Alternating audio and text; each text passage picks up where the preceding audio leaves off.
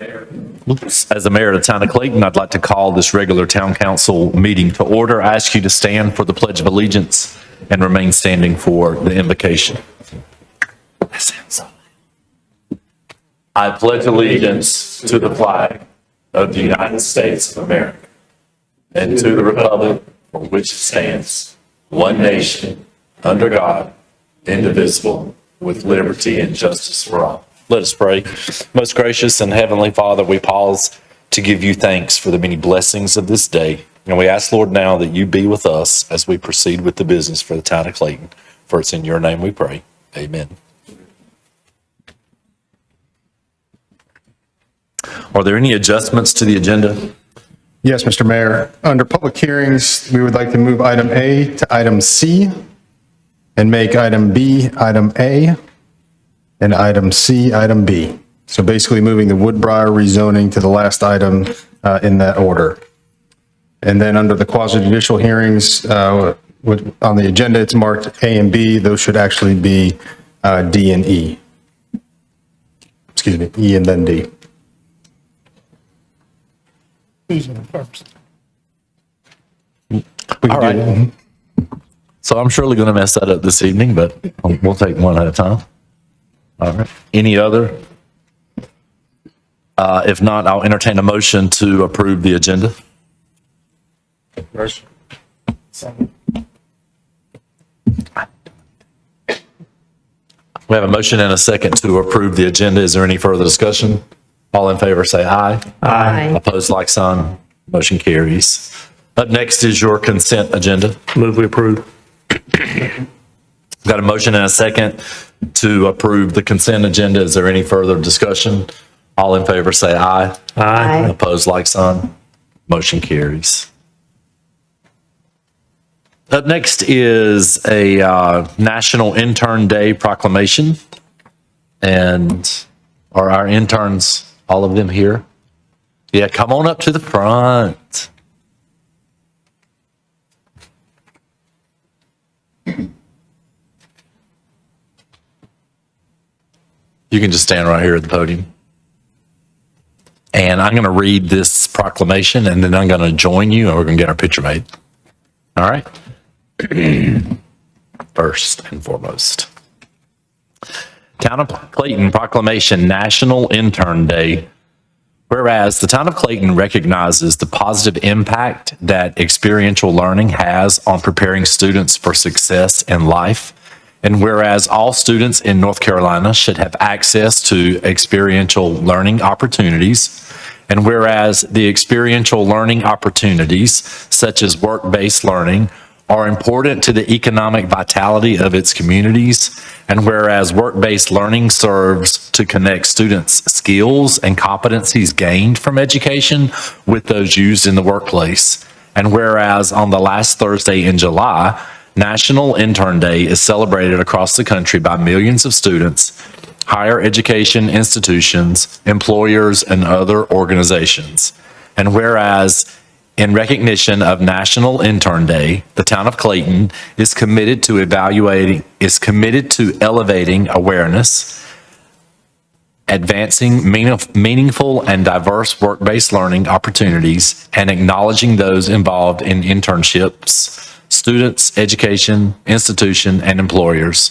And now, therefore, on behalf of the town of Clayton, I, Mayor McLeod, hereby proclaim July 27th, 2023 as National Intern Day, proclaimed this 17th day of July, 2023.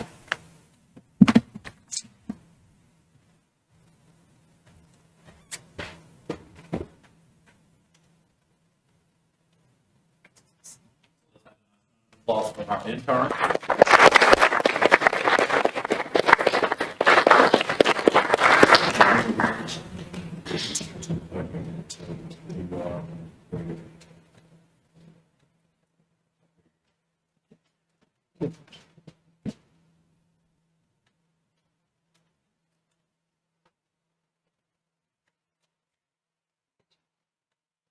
And there's some cute faces behind you too.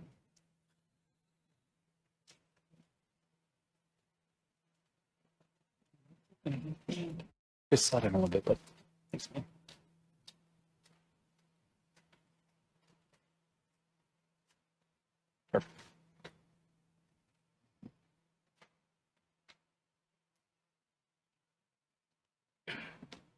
Hi, I'm Joanna. I am the intern with the Fire and Police Department this summer.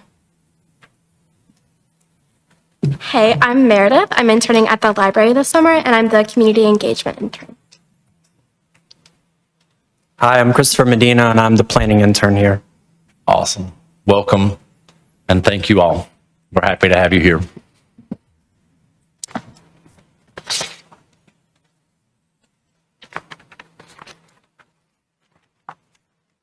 All right, up next under public hearing is going to be 2023-9108 Downtown Permitted Uses Ordinance Amendment.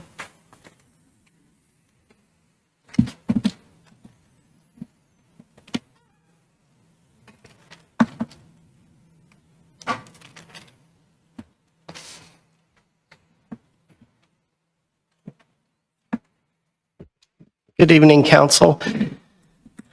This is an amendment to section 155-202A, table 2-1 of the Code of Ordinance of the Unified Development Ordinance, which is the use regulation table. The purpose of the proposed text amendment is to allow for lounge, cocktail, and entertainment indoor uses to be permitted by right in the B1 zoning district. As is currently written, the uses require a special use permit. The draft Unified Development Ordinance that we're working on through the Codified Clayton project includes or allows these uses as permitted by right in the B1, in what will be the B1 zoning district. And so we're just pushing that ahead because we've had some various interest in doing those type of uses in the downtown area. And the amendment was initiated at the request of the Economic Development Department. As you can see there, its proposed text amendment is just replacing the S with the P under entertainment indoor in B1 and lounge cocktail in B1. For the approval criteria, the proposed text amendment is consistent with the remainder of the applicable chapters in the Unified Development Code. It meets the intents of the code and is consistent with all approved plans. The primary purpose of the text amendment is to allow the specific uses permitted as permitted uses in the B1 zoning district. The proposed text amendment allows for more uses as permitted in the B1 zoning district, which generally covers the downtown commercial area of town, and the amendment is in line with the proposed changes in the new UDO draft. The proposed text amendment does not correct any error, and the purpose is not to comply with state or federal statutes or case law. The planning board unanimously recommended approval of the text amendment, and adopted a consistency statement that the text amendment is consistent with 2045 growth plan, specifically goal ED3, support downtown Clayton as an economic asset. Staff is recommending approval as well, and if council adopts the proposed text amendment, we also are recommending that you adopt the consistency statement 2023-91-OA, which states in part that the ordinance amendment is consistent with the Comprehensive Growth Plan 2045, specifically goal ED3, support downtown Clayton as an economic asset. This item is up for a public hearing, and I'm also happy to answer any questions you may have. All right, any questions or comments for staff? All right, thank you. This has been noted as a public hearing, so anyone wishing to speak on this matter, please step forward and state your name for the record.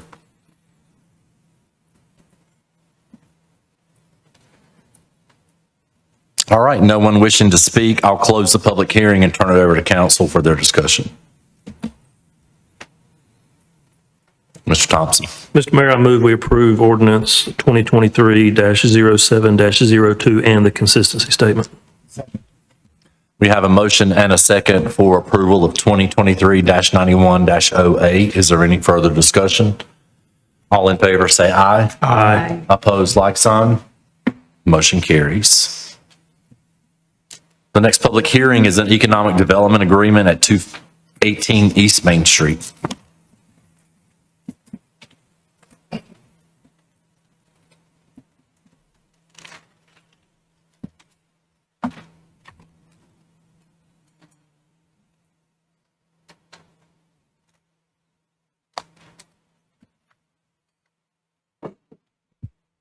Good evening, Mayor and Council. Thank you for having me. I'm Patrick Pierce, Economic Development Director. Excited to bring this project here and this Economic Development Agreement to your attention today.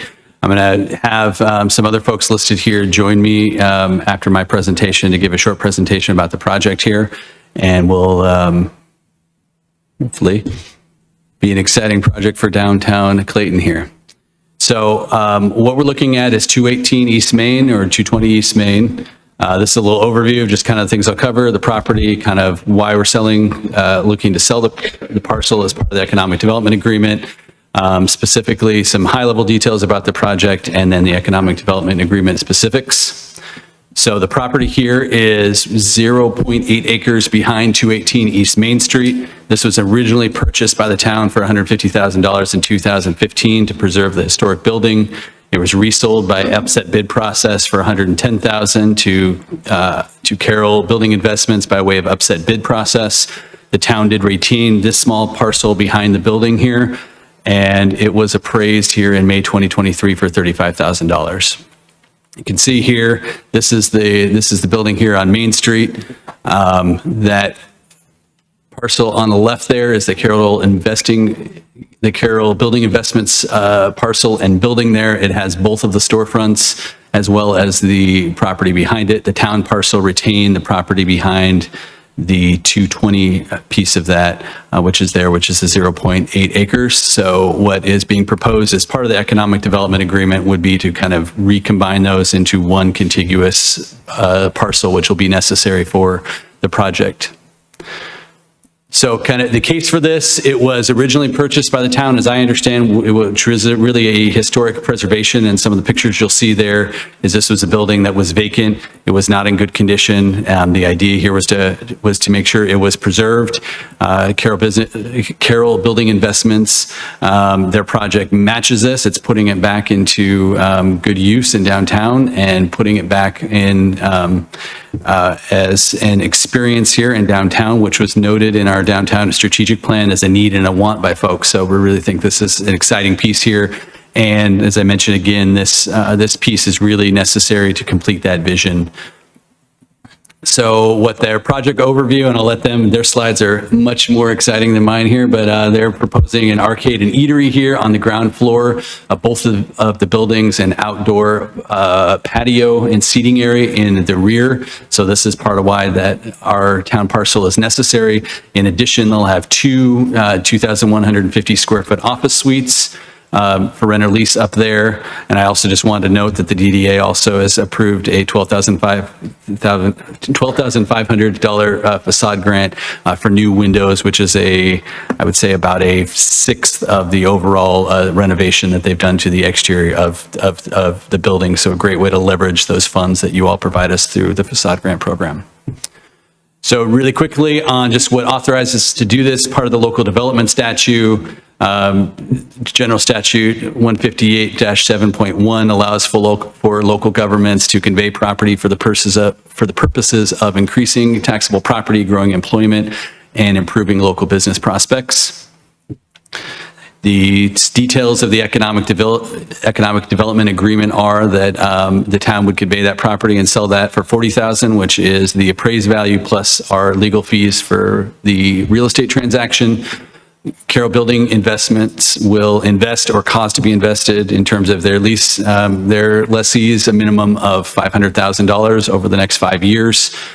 As I mentioned, the downstairs space will have a certificate of occupancy by the end of this year, and the construction will be either totally complete or substantially complete by that period as well. So in conclusion, bringing this forward, again, it's great to see this is one of the last vacant historic buildings on Main Street, so it's going to be a great addition there.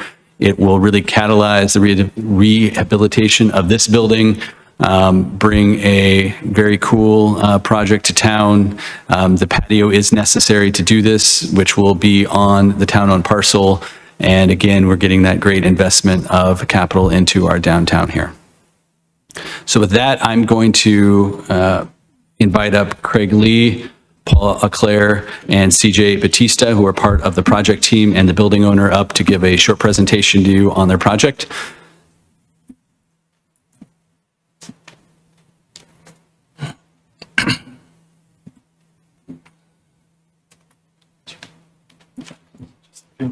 Okay. Hey, good evening. My name is Craig Lee, and I'm co-owner with my father Fred as Carroll Building Investments LLC for the building at 218, 220 East Main Street. This building is more than just a building to us. My great-grandparents on my mother's side, Charles Sr. and Blaney Carroll, owned and operated the 218 side of the building for many years as a dry goods store. And we want to see this building thrive for many generations to come for downtown Clayton. This is kind of our architectural original layout, which we're sticking pretty close to. I know most of you have seen the outside of the current building and its vacancy for many years. And here I'm going to preview what it looked like before and what it looks like today. So this is the old building. I don't have so many pictures here, but basically reiterate, building's been vacant for many years. The exterior we're able to salvage. I'll just point out a few things here. The windows boarded up. Chicken wire was had to put up to keep bricks from falling in the street and on the sidewalk, and so forth. And then inside, our original plan was to be able to, the center wall was failing, so we thought we would just be able to go in and lift the center wall up, but once we started unfolding stuff, we had to fully basically gut the building, and this is what it looks like today. So we saved some of the historic members and so forth, hope to put it back into the inside of the building, but this is where we're at. This is the upstairs of the building, and this is the exterior, and windows just started getting put in today, so pretty exciting. This has not been an easy or inexpensive project, but we are excited to bring this building back to life and the positive impacts it'll have on downtown Clayton. This EDA is very important to this project, and Fair Game LLC will be discussing their upfits and plans for the building. We are excited about the fun, family-friendly activity that Fair Game has in store. From what I've heard, this fits with what downtown has been asking for, and we definitely think it'll enhance the economic development of downtown. Without this EDA, this project may not be possible. So I appreciate your time, and I will turn it over to Fair Game to present their part. Thank you, Craig. If y'all don't know who I am, I'm Paul O'Clair, Fair Game LLC. You might have recognized me from somewhere else around town. Before we get into the whole design of the project and what we got going on, I want to talk a little bit about our team members. Myself and my wife, Lynn O'Clair, and myself, we're co-owners of Deep River Brewing Company. Been in business since 2012, right down the street. And we've kind of combined forces with another great powerhouse in town, CJ Batista and his wife Amber Batista. They own Batista Grading. They've been in business since 2001 here in Clayton. It's pretty awesome. So we're trying to, I wouldn't say we're trying to make a legacy, but we're trying to do great things and bring vibrancy and vitality to downtown Clayton, which I think we've already proven we can do at Deep River in an old worn out cotton mill. Our concept is very simple. It's basically three things wrapped into one. It's an arcade. We don't have an arcade in downtown Clayton. It's a social house and a pub. And those kind of things, they kind of blend together, blurs lines, but social house first. It's about food and drink. But all three of those things you can enjoy independently or all together at once. It'll bring all different types of options for downtown Clayton residents that on different surveys that have gone out recently, people really are looking for in downtown Clayton. So we're listening. We're looking and we're listening and looking for opportunities. So you'll be able to grab cocktails. We'll have obviously non-alcoholic options as well, and some really creative pizza, which I'll talk about a little bit later, as well as some of the greatest video games out there that we've been testing over in our test lab facility. This is a rough layout of our facility that we're looking at. We have a horseshoe-shaped bar kind of right in the middle, and this has kind of been scrunched down a little bit. I apologize for that. We'll have a small brick pizza oven, as well as a small kitchen on the left-hand side of the drawing. And then scattered throughout, we'll have different different arcade games, including pinball machines, skee ball, basketball, all the different buck hunters and bubble hockey and all the fun stuff that everyone's looking for. We'll also have on the back of this project, we'll have a small patio, it's about 1,800 square feet. Contiguous space in our downtown area, or I'm sorry, on our first floor on this is 4,300 square feet approximately. This is our inside concepts, the inspiration, if you will. Think of it as rustic meets industrial. I mean, we did a good job of that at Deep River, and we want to continue that, utilizing existing features inside the building where we can kind of use them to showcase the old bones of a great building in downtown Clayton. And with that, I mean, we're going to probably put some murals and stuff on the inside to just kind of tie the whole atmosphere together and use some special lighting. Talked about the patio. This is kind of imperative to this project. It's vital to the success of this project, and that's why the EDA is so important to us. It's going to be about 1,800 square feet. And we're looking at the concept up top is kind of really our go-to concept, where we have privacy screening throughout. We have some, seating throughout as well, with places to eat, places to socialize, so tables and chairs and whatnot. And obviously, without plants, I think it kind of doesn't really tie it together. But the whole thing is, fair game is immersive experience. We want you to come inside, and when you walk on the patio, it's a continuation of that. It's never a disjointed piece. It's all one piece. And you walk outside, you have the screening, so it's still part of the same area, and some type of shaded structure outside, because these hot summer days, I mean, we don't want to sit outside in the sun, of course. Now, where the fair comes from, it's kind of a play on words. We have some really cool pizza ideas, and we're crazy people, but not really. But we have different ideas for pizzas, and it revolves around the fare that we're using, and it's wild game options on pizza. So the fair game is as it relates to different wild game options: bear, venison, elk, emu, ostrich. I mean, there's probably enough copperheads running around Clayton. We could probably make a snake pizza if we really wanted to. I don't think we're going to do that though. But again, we're not trying to push away a clientele that doesn't want to eat outside the box. So we will have our traditional Neapolitan style pizzas, cheese pizzas, vegetarian options, and the whole gamut. So there'll be many of options for everybody. And this is going to be a kid family friendly location as well. So, children don't want, I don't think, venison pizzas, so we'll have the pepperoni and the cheese for them. I kind of ran through that really fast. I apologize. I talk really fast sometimes. I get a little bit long-winded sometimes too, so it's better to be short, because I know you guys have a lot of other stuff that you need to talk about. I'll open up to questions, and I appreciate you guys taking time out of your day to let us come and present to you. Absolutely. Any questions or comments? Mr. Sims? Just curious, what are you looking at for hours of operation? So off the bat, so we're looking to open around noontime, so we'll have a daytime crowd. We'll have pizza offerings, arcade. There's children walking around town outside of high school that probably want to go hang out somewhere and do something different, have an experience. We'll offer pizzas, we'll offer the arcade for them as well. So I think we're not trying to alienate any specific crowd, but at nighttime, our nighttime crowd, 10 o'clock is kind of our, shot for, where we want to probably close, but to be determined. I don't think we want to be open till 2 o'clock. I'll tell you that right now, because I need to get up early and run a brewery. Anyone else? Yeah, I just have one comment. I think it's a good idea. I think this is something that'll kind of elevate the town of Clayton, especially since we are growing, and focusing in on, renovating our older buildings and updating them is kind of helps balance out the new. So I appreciate everything that you guys are doing, and I think this is a great idea.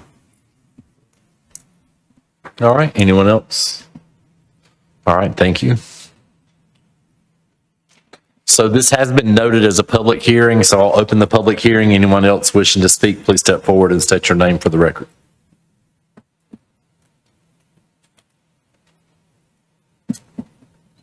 All right. No one else wishing to speak. I'll close the public hearing and turn it over to the council for their discussion. Mr. Thomas. Mr. Mayor, I move we approve the development agreement for 218 East Main Street. We have a motion and a second for approval of the 218 East Main Street Economic Development Agreement. Is there any further discussion? All in favor, say aye. Aye. Opposed, like sign. Motion carries.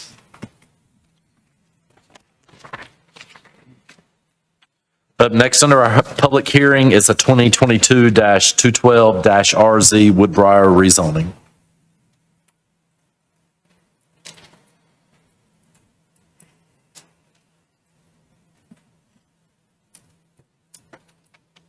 Good evening, Mr. Mayor and Council.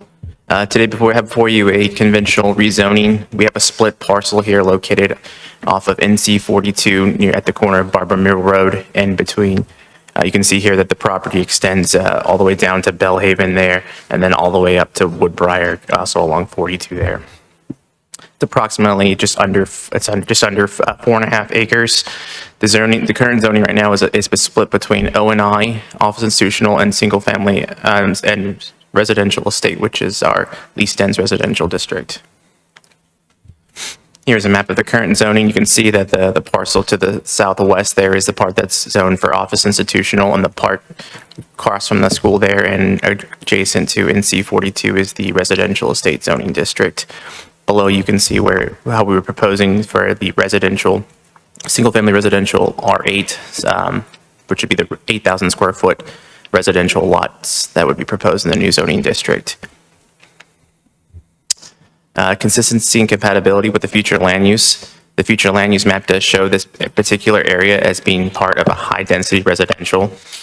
In the R8 and R10 districts, townhome parcels, apartment parcels, upper story residential and stuff are allowed to have equal to or less than 10 units per acre. And this is kind of in line with our future land use map shows here. Here we just have laid out for us what's in the future land use map showing the medium residential compared to the high density residential. This just wanted some factors to consider that any approval of this rezoning would permit any of the uses in the R8 zoning district to be constructed on the site, and that's something town council should consider before making their vote. This is the first of two items for the Woodbriar towns tonight. The second one will be handled in a quasi-judicial hearing. Just wanted to make you aware of that. The reason that the townhomes will be coming to you in a special use permit process following this is that it was submitted prior to your approval of the ordinance amendment that was adopted in February. Planning staff recommends approval of this proposed rezoning, and on the planning board recommended approval of the rezoning on April 26 of 2023. I've provided a statement of consistency and reasonableness here for you, and I'm happy to answer any questions. All right, any questions for staff? Mr. Casey. So obviously high density residential in this one area. I know that there's been talks of expanding 42 out that way. Is there any talks of expansion, road expansion in front of this rezoning parcel? If there are to be any planned widening or anything along 42, that will be considered by our town staff and engineering to show the proper distance for the right-of-way that is being considered. But there's nothing predicted in the future, I guess, for expansion in front of this parcel? Not to my knowledge, but I'm happy to allow engineering to address that. Okay, thank you.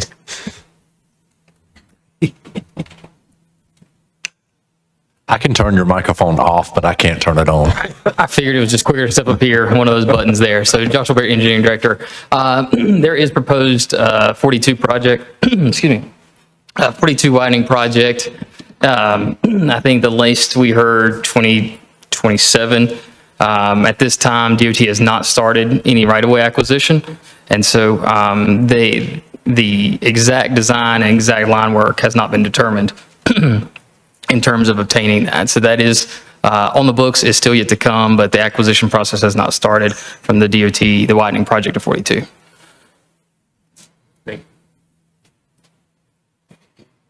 Anyone else?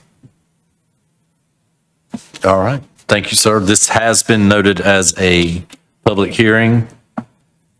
Anyone else wish to speak on this matter, please step forward and state your name for the record.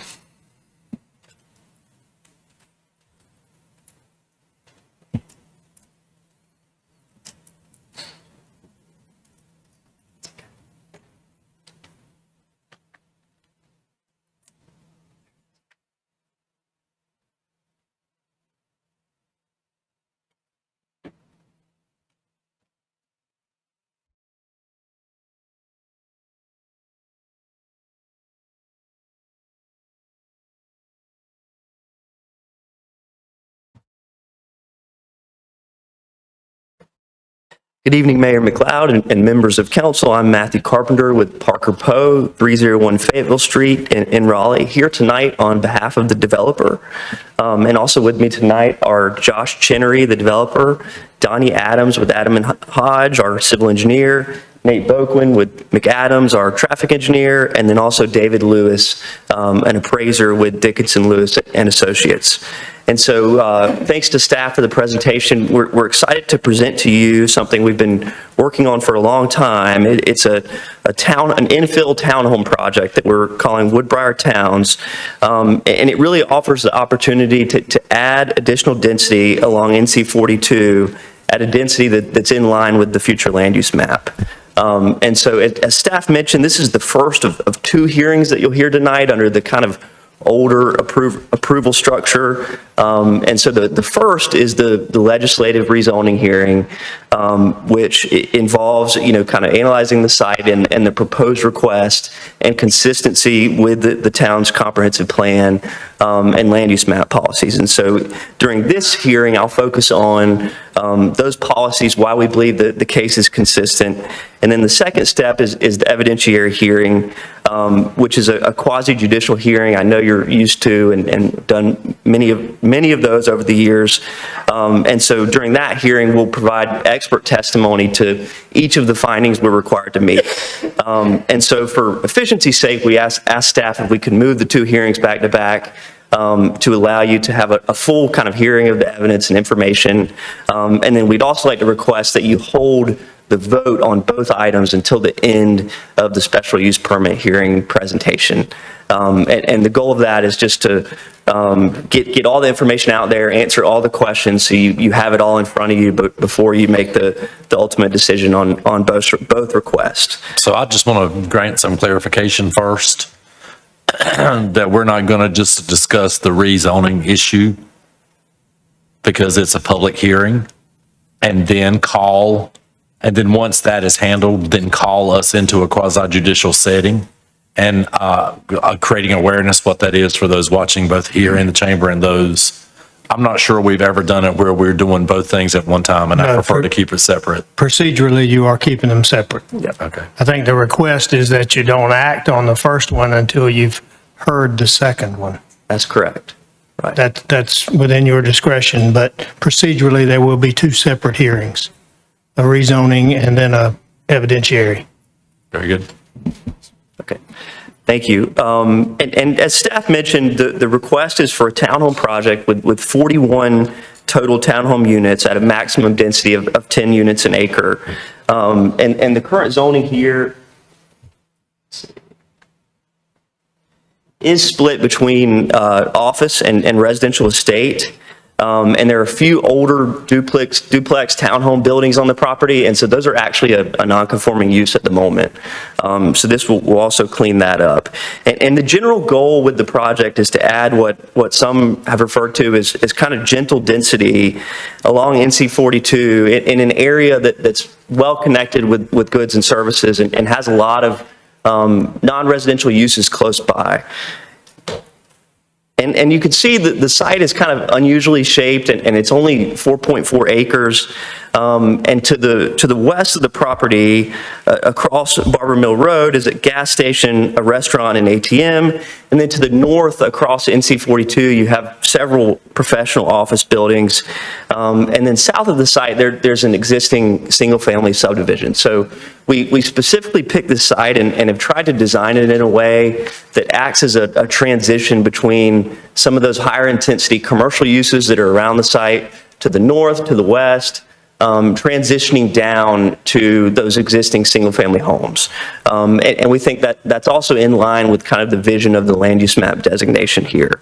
And so you can see the buildings outlined in yellow, and there are 9 total buildings that are placed kind of across the site. It took a long time to kind of reach a design that we felt was workable given the abnormal shape of the site, and then some of the connections that we're making too. And so the proposed housing types and density, as I mentioned, are in line with the future land use map recommendation of medium density residential and high density residential. And the high density designation specifically recommends gross density up to 10 units an acre, that provides for housing near major transportation corridors, existing commercial areas in downtown. So here we're obviously not downtown, but we're along NC 42. And we, as I mentioned, there are several non-residential uses, office uses in the vicinity that will hopefully, capitalize off of adding additional residential density in this location.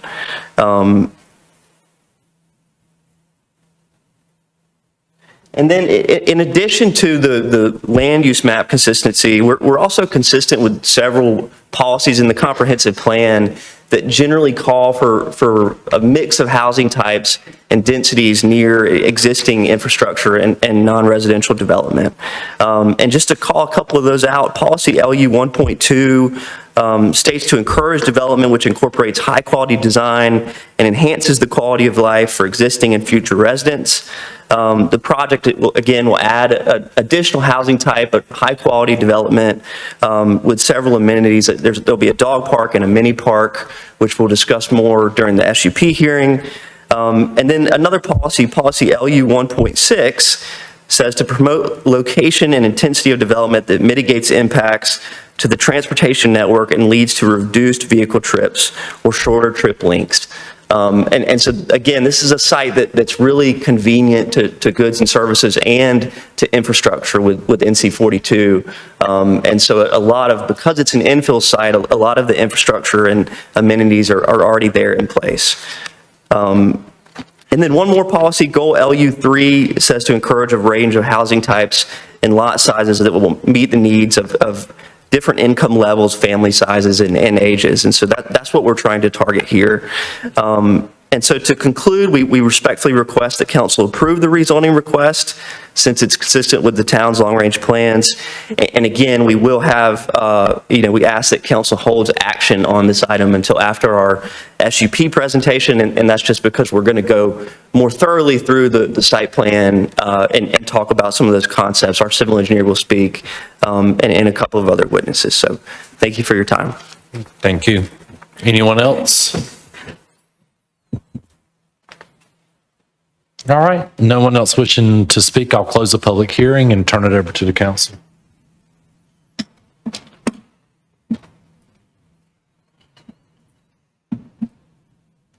Do you want to rezone this or not? Yes. Well, we're at that deciding point right now. Are you with me making the yeah, me, I'm better. I'm just not a business as usual. I do too. I'm worried. Mr. Mayor, for the record, I just want to say, I think we would set perhaps some sort of precedence by pushing the vote on the rezoning to after the quasi judicial hearing. And I don't think the tail should wag the dog. I think we should vote, finalize this issue, then move into the next. Right, because if it's not rezoned, there's no need to hear a special use permit. I agree. Okay. My thoughts were similar. I understand the request and it logically makes sense. It's just something that I haven't seen done here before, and it would make more sense to me to go ahead and close the door on the rezoning and then proceed with the special use permit hearing. I agree. Okay.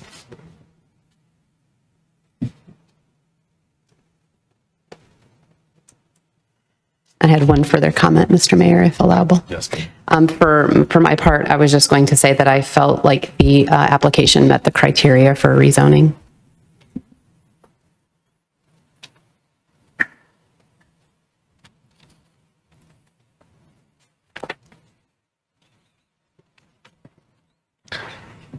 So just for clarification, this is simply rezoning a piece of property. It has absolutely nothing to do with what future development can look like.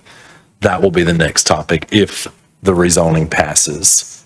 So if you have concerns about any aspect of this possible development, then you really can't inquire on that until this property is rezoned. If the property is not rezoned, there's no need to discuss a special use permit. In order to discuss a special use permit, it has to be rezoned currently the zoning does not match what the special use permit or special use request is. So we need to take care of rezoning. If that's the wishes of the council to rezone this property, we have to do that part first. And I don't have a problem with the I rezoning. don't either. I'm ready to make a motion unless there are other council that would like to deliberate. Okay. Hearing none, I would like to move to adopt ordinance 2023-07-01 with the statement of consistency and reasonableness. Second. We have a motion and a second for the adoption of ordinance 2023-07-01. Is there any further discussion? All in favor say aye. Aye. And opposed, like sign. Motion carries. All right, up next is going to be the quasi judicial hearing. And I'm going to turn it over to the attorney so that he can brief everyone on what the quasi judicial hearing process is all about. Mayor and council, this is a unique opportunity to highlight the difference in the two processes.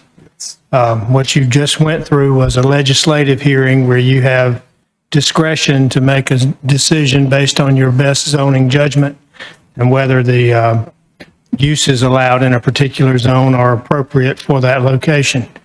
In this process that's coming up, it's referred to as a special use permit, a quasi-judicial proceeding, or an evidentiary hearing. These cases are different. In these cases, you sit as judges in a court of law, you hear evidence, you apply the evidence to the required findings that are set forth in the code, and you determine whether the evidence satisfies those findings. The process is referred to as a due process hearing also, where witnesses are sworn, evidence is taken under oath. Certain types of evidence or testimony is required to be presented by people with credentials, expert witnesses, for example, property valuations, engineering matters. Those are not appropriate subjects for testimony by lay witnesses.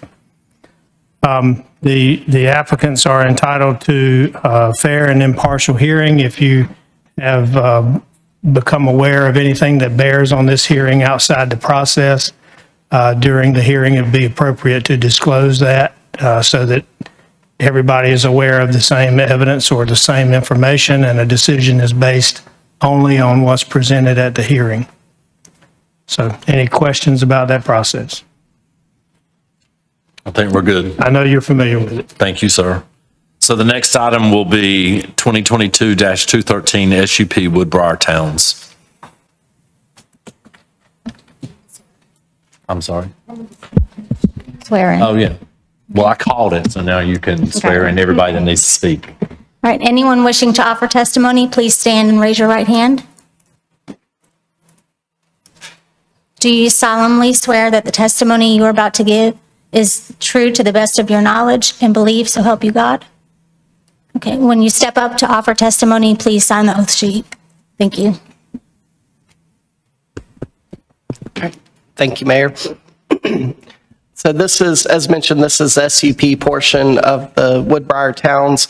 The request is to construct 41 townhouse units on approximately 4.4 acres, again, located near the intersection of Barber Mill Road and Lombard Street. Here's an associated subdivision plan for the proposed development. This is really included for informational purposes only. Your decision tonight is on the special use permit itself.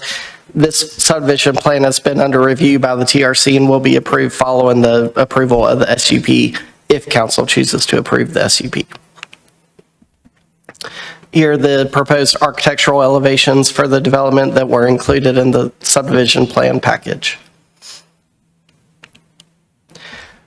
The comprehensive plan shows this area as as a combination of medium density residential and high density residential. Medium density residential allows for a gross density of 3 to 5 units an acre, with high density residential providing gross density of less than or equal to 10 units an acre. The proposed development has a density of 9.33 units per acre.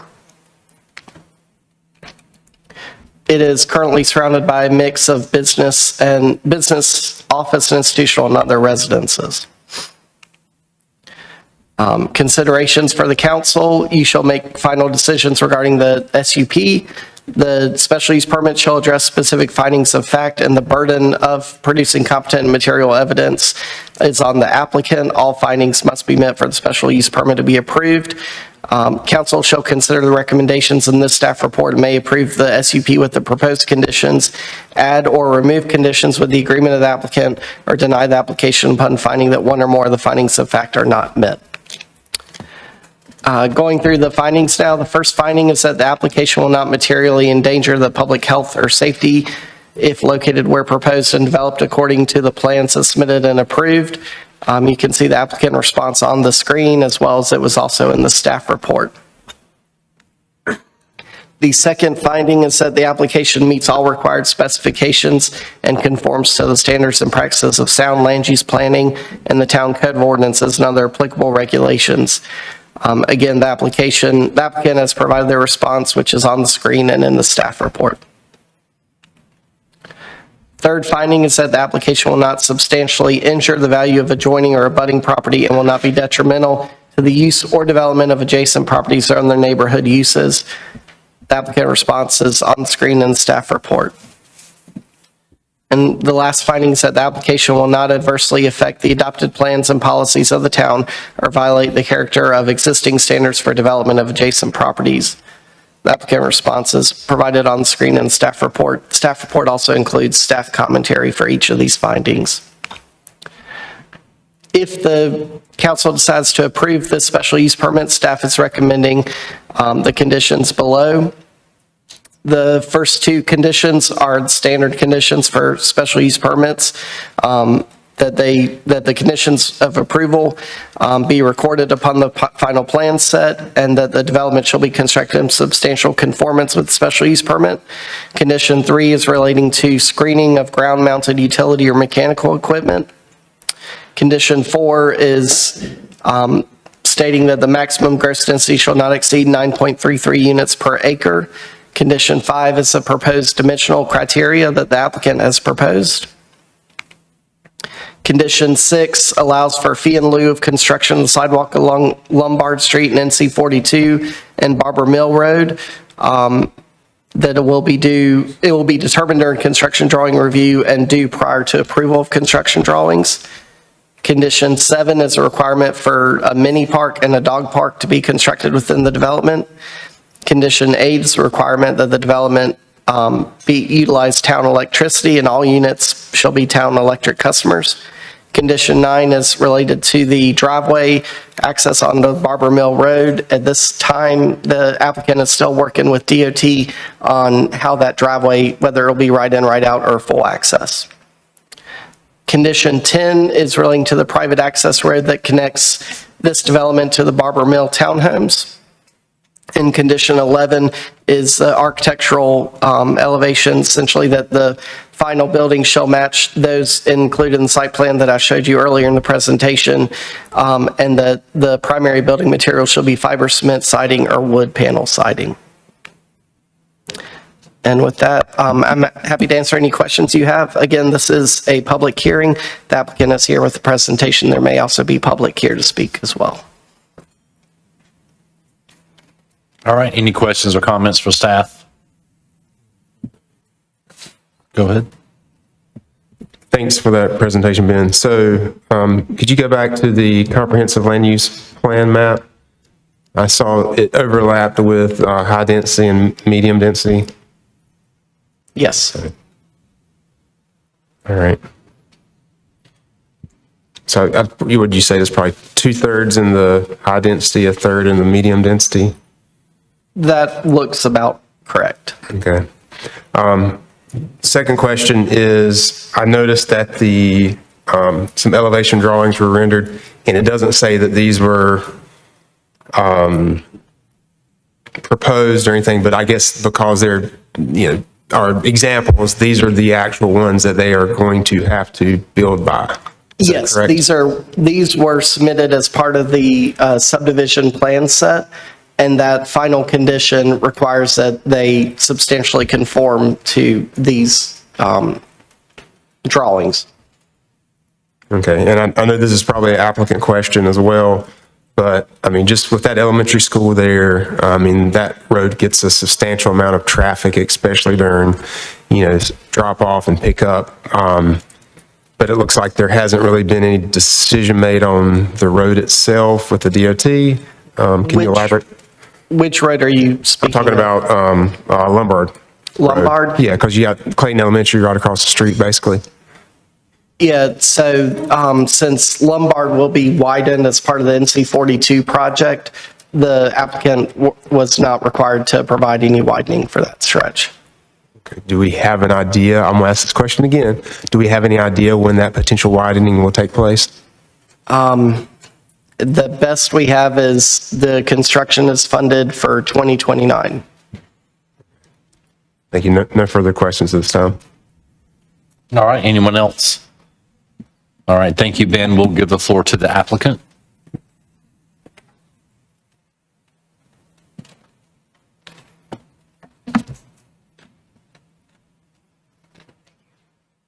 Good evening again, Matthew Carpenter with Parker Poe.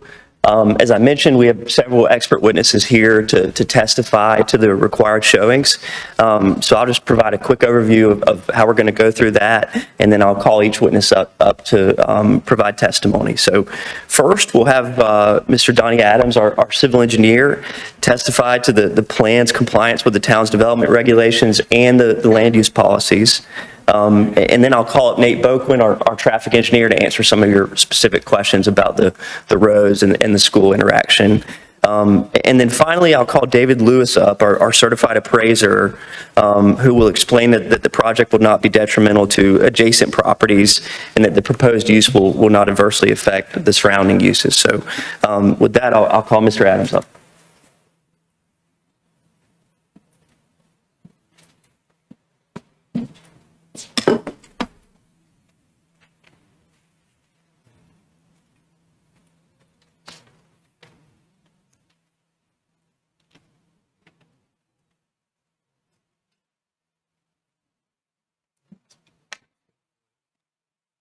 Hope you'll be able to read my writing. Good evening, I'm Donnie Adams. I'm a professional engineer with Adams and Hodge Engineering, 314 East Main Street here in Clayton. Our firm is handling the planning and engineering on this site. And at this time, I'd like to tender Mr. Adams as an expert in civil engineering and site. Thank you for doing that. I forgot to say that you guys know me, but I've been doing residential, commercial land development, planning and engineering since the late 90s. Boatload of it in Johnston County and Clayton. So, all right.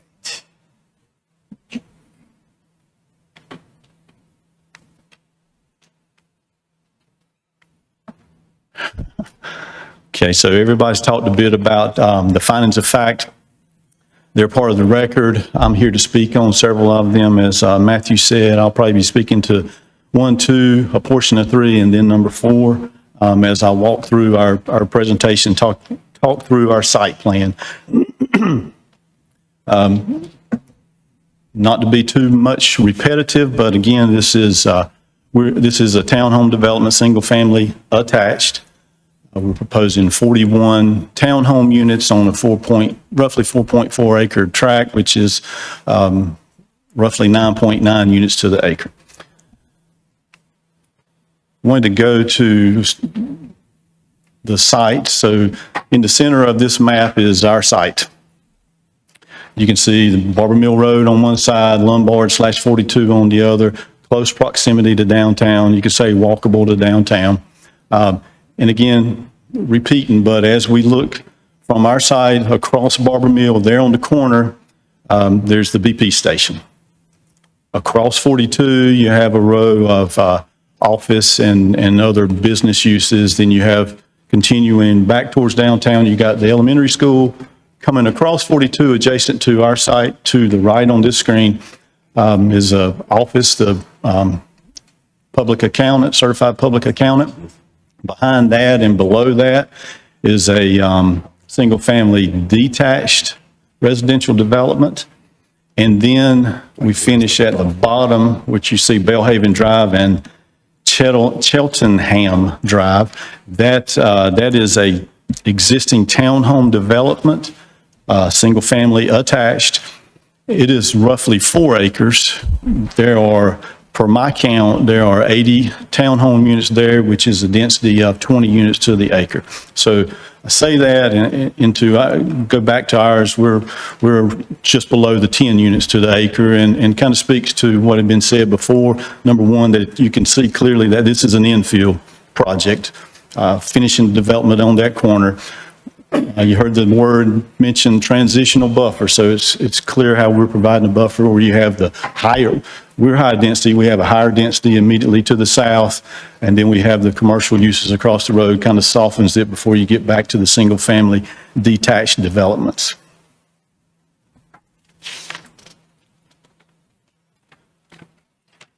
I think I can stay here. So in talking about public health and safety, we can talk about access. So on this particular site, we have 3 access points, which exceeds the minimum required by the code. One access point, as was previously mentioned, is off of Barber Mill Road. Barber Mill Road is a state road. Permitting authority for that connection point is with NCDOT. We've been working with them, and we'll continue to work with them through the process to secure a safe access point and be permitted by them. Excuse me. To the southeast portion, there's a connection point onto Sunset Lane. Sunset Lane is a town street. So again, we've been working, the town's reviewed this. We'll continue to work with them. Should we get approved here tonight, working with our construction drawings, they'll have approval authority for that connection point. The third connection point that I mentioned is directly to the south, the bottom of the screen. That is connection. It's a private road connection to an existing private road stub that has been stubbed into the property from those townhome units. So we will continue that, providing the 3 connection points. All these work together to provide safe access and circulation through the site. The interior streets are public streets consistent with the town streets, typical standards, typical sections. Full compliance there. The only thing private would be that stub connection that I mentioned before. Also, again, which goes along with infill projects, there is water and sewer adjacent to the site in numerous locations. There's a actual sewer manhole that is on this site. So we'll be connecting to the public sewer and public water, providing a system that provides fire protection for these units. And again, speaking to health and safety, the road network is designed to be maneuverable and meet with fire code requirements for turnaround purposes. So no issues or concerns with that. The other thing that I want to speak about is stormwater, and there's a few different ways, or a few different types of stormwater, and a few different ways we're going to deal with stormwater. One of them is during construction, and so we'll be dealing with that with erosion control measures, temporary erosion control measures designed to ensure that sediment does not leave the site during construction. The second part is post-construction. Once everything's developed, established, stabilized, then we'll have a permanent control measure in place. We've gone through preliminary design. You can see on the color here, on the color drawing, a stormwater control measure on the far right-hand side. That'll be designed and permitted through the town to meet the town stormwater ordinance. Also, there'll be impervious area limitations. Now, for this particular site, by code, the max is 55%. Our layout is proposing 45% impervious. Can we get some staff to work on his microphone for a little bit? Because Is it the microphone or is it me? Am I just all over the place? I don't know, but I just want somebody to check it out because I'm not hearing clearly. Am I alone? Okay. I'm sorry, this is a new system. It's our second go around using this. I want to make sure you're clear and I'm clear. Sorry, I'll try to stay a little less bobbleheadedness and talk right into the mic if that helps. All right.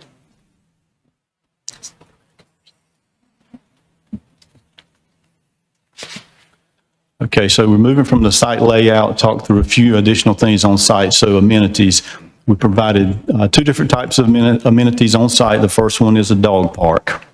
The dog park is located on the most southern point of the site. It'll be fenced in, be some landscaping, and then two benches where folks within the neighborhood can go exercise their pets. I'd like to say dogs, but let's just say pets. Also, the next amenity site is a mini park. It's basically center of the site. It's an open field or open play field area with 3 park benches provided. Before we move into the building or the architectural portion of it, again, I want to restate that we have and will continue to work with the town on this project. Should we get approved here tonight, our site is designed consistent with all the requirements of the UDO, as I've noted. With that, I'll transition into the building. So on your building, you can see the architectural elevations. They're, in my opinion, very attractive elevations. A couple of key things to point out to them, on them. These are front-loaded. You're having a one-car garage. The elevations have some depth to them. The materials are important. The owners have expressed a desire to have something very appealing and something with longevity. What they're proposing on the siding is the fiber cement siding, both the vertical siding, which you can see pointed out in the white areas. The gray area is a fiber cement lap siding. You got some wood paneling accents. And the asphalt shingle roofing up top, and then your accent roofing or your roofing over your exit points. The single door exits will be a metal roof on that. So let me ask some questions while we're at this point, because aesthetics mean everything to me. When we talk about fiber cement vertical siding, would you say that's the least expensive siding that's on the market? That's not my expertise, but from me building my own house, no. It is not. And wood paneling, like, what is that? That's a wonderful question. And what is the density, and is it like wood that's made to be exposed to all outdoor elements, or is it treated lumber? Like, what is it? I'm sorry, but I have to ask the owner that question.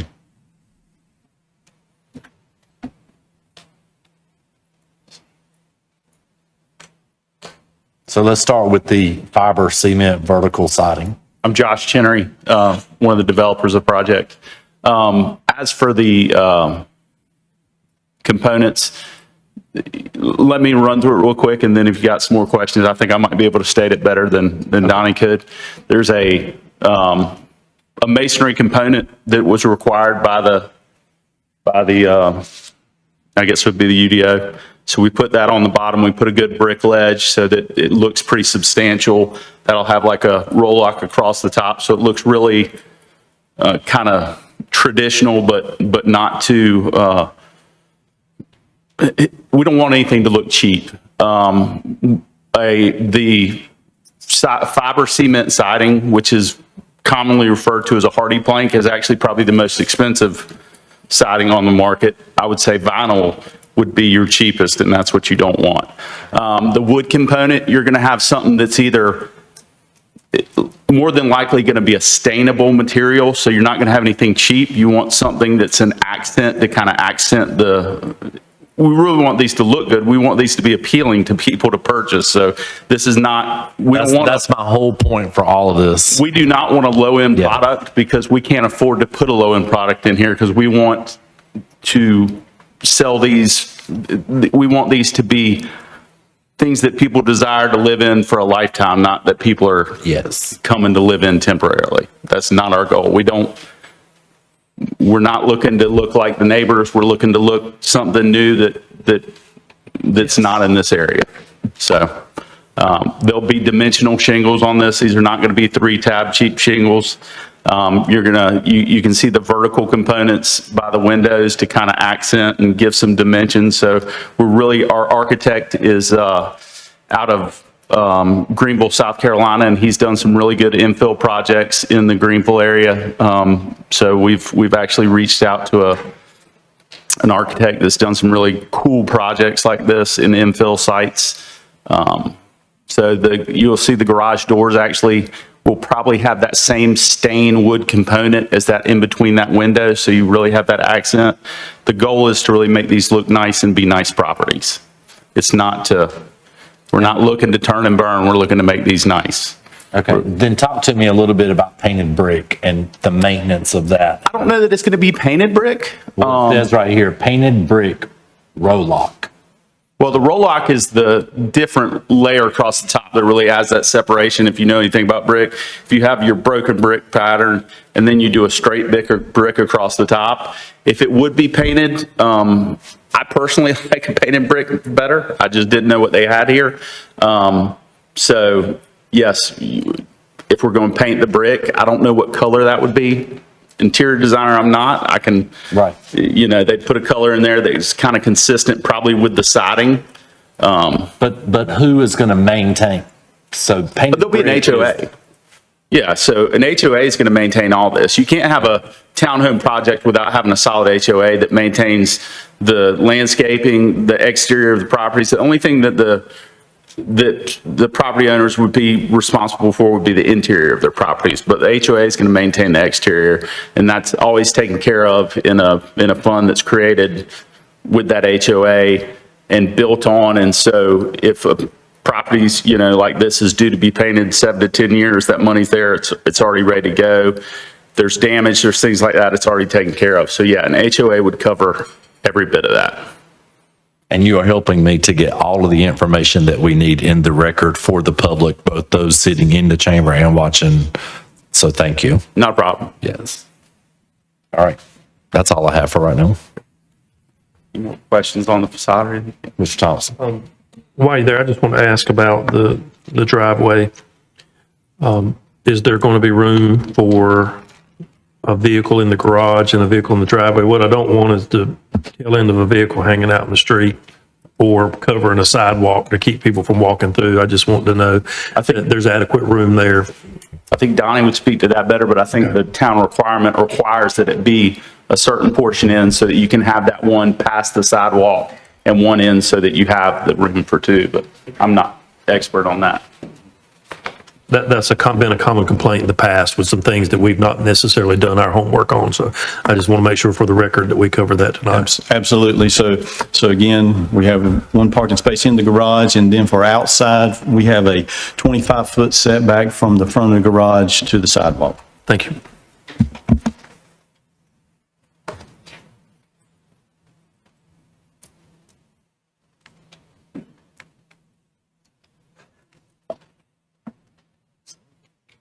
What would you like me to leave it for? There, any questions for Mr. Adams before we call our next witness? Just leave it. I'm leaving on the elevation. Go ahead. Mr. Casey. Mr. Adams, are you familiar with that? And this is probably going off a tangent, but are you familiar with that rock wall that is in the, basically the right of way, and what is the intent of that? This project, there's no intention to disturb that where it is. Okay. Do you know some history about that wall, or? Not really. I've heard different things, but I'd like to hear. I guess when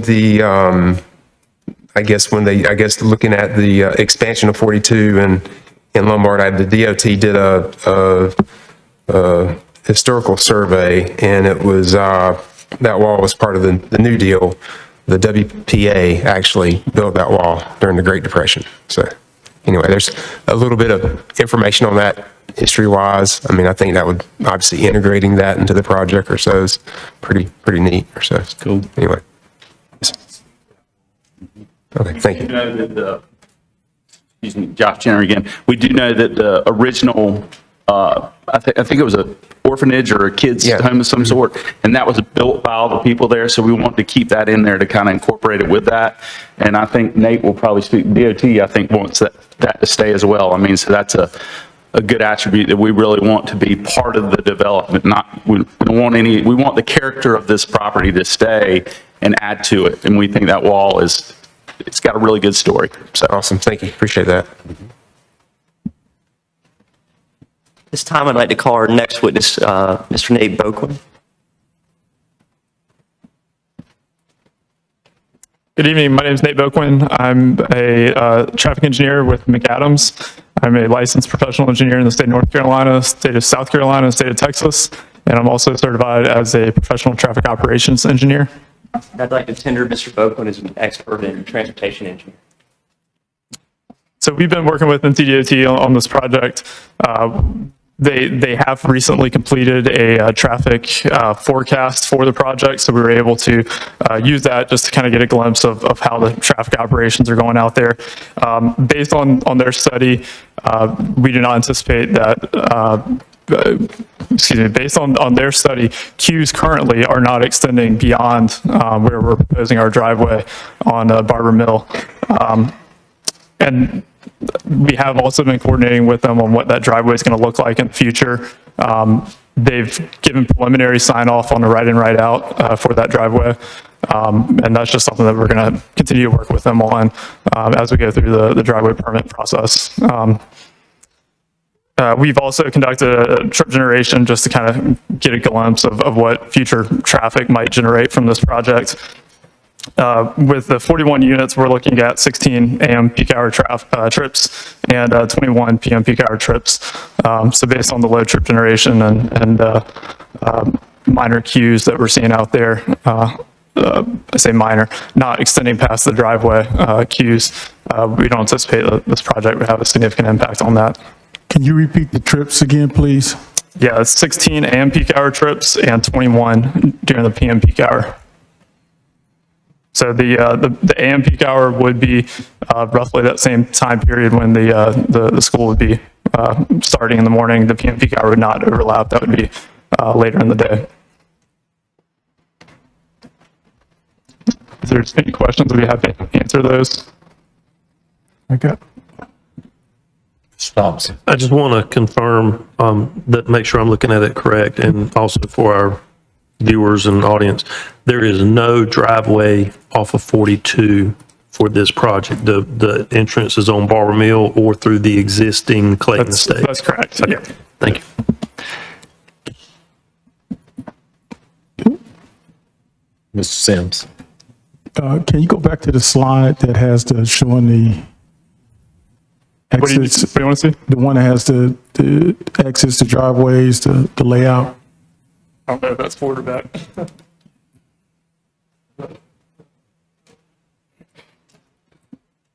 There you go. This one? Yes, please. Thank you. So just for my, when you look at Sunset Lane, going east, going back into downtown, yep. What street is that right there as it goes back? What's the what? I'm sorry? What street is that? See where Sunset Lane is? You're going back downtown. Yep. Okay. And you see the little cross. The north south there? Yes, sir. Woodbrook. Yes, Woodbrook? Yeah. Okay. Is that an exit? Does that go out into Lombard, or that doesn't go out into Lombard? Yes, it does. It does. Yep. Okay. And currently that's a full movement. Currently it's what? It's full movement, so you'll be able to turn left, right, in and out. So let me make sure I understand this correctly. So we've got 41 units. So you're saying for all day, it's going to be about, they're saying you're averaging, you're looking at about 16 trips per day. That's a 1 hour period. That's a 1 hour period. Yeah, so that's the AM peak hour. So the busiest time in the morning, kind of your morning rush hour, so to speak.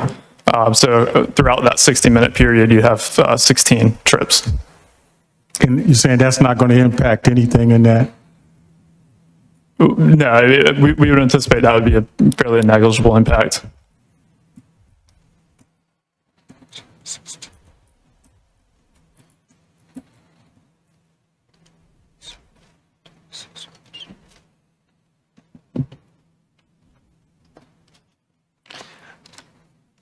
Can you define fairly negligible impact?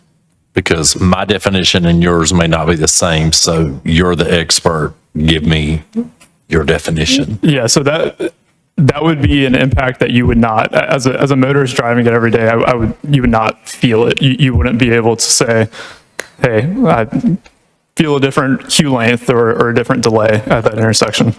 Awesome. Thank you. Anyone else? We're talking about traffic. Yeah. All right. Anybody else? Anything else you wish to add? Thank you for your testimony. Thank you. Thank you. I'd like to call our last witness, Mr. David Lewis, up.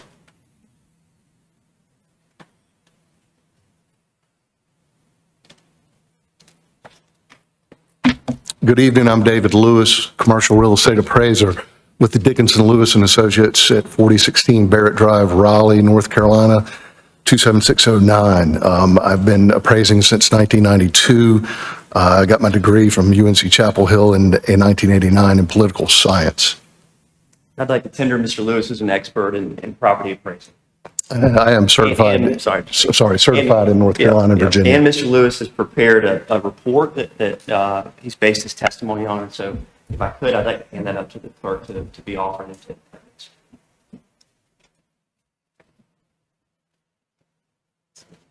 Great. Thanks again. I'm David Lewis. I'm here to support the quasi-judicial contention that the property and the SUP application will not substantially injure the value of adjoining or abutting properties and will not be detrimental to the use or development of adjacent properties in other neighborhoods. So what we do when we do this research is pretty much an analysis of comparable developments that have occurred similar to what is proposed at this site. There are numerous choices to choose from within a 1 mile to 2 mile radius. The town of Clayton has a great online development site that shows projects that are in construction, waiting for approval, that have just been permitted, et cetera. You can point and click on a lot of these and get a lot of the data on these developments. But what I've chosen are 4 developments that will show that there has been no adverse effect from any of the development that's occurred. The first one is high-density commercial at 401 East Main Street. I praise that. It's the Scott Crawford restaurant that was redeveloped with completion in mid-22. The second one that I presented is Champion West, which is a 23 townhome unit project. That's located at the southern quadrant of 70 and 42. We're also looking at Meadowview, which has about 190 townhomes in there. And we also looked at Academy Point. And what we do to analyze the trends, we're not providing an appraisal report. We're using some of the applications that we use in appraising to look at the trends of the before and the after. So with Triangle Multiple Listing Service, you can put a radius around these developments, analyze what has occurred prior to the development and what has occurred after the development. So all of that data is included in this report that I provided. The conclusion basically is that property values are continuing to increase. As you probably are all aware, there's probably not a development that you can click on that's in the pipeline or that's occurring now that will not show any adverse impact. Everything in this submarket is really showing significant demand, high absorption, and the appreciation rate from the before to the after that these developments have been approved and or broken ground or gone vertical is in a range of 3 to 13%. So in conclusion, it shows there is no adverse effect. Property values are increasing in value. Does anybody have any question at all? Any questions for him? I have a general comment, and maybe this is custom, but normally if we get a report right during the council meeting, I'd like to read the report. If I read the report, then we have to table this project, or, you know, I don't know. Like I said, this is probably custom, but, you know, that document is not, we're going to make the decision, and I mean, what are we going to read the report afterwards, and we can't retract the decision we made. So I just find that, I don't know, I'm just not a big fan of something being given to us right while we're up here, I guess, deliberating on it. My question I did have though was with the Livingston, the CPA office next door. With that stormwater pond, is that a dry pond or a wet pond? But was that not going to impact them based on your? That's not part of what my analysis and testimony is for. Somebody else might speak to that retention pond. But will it not, I guess, the property value of that No, parcel? sir, in my finding, it would not. No, it's more of an amenity, so it is usually an enhancement. Stormwater pond. Give you engineering details. Sorry, Mr. Adams, is it a dry pond or a wet pond? It will be a wet pond. Okay.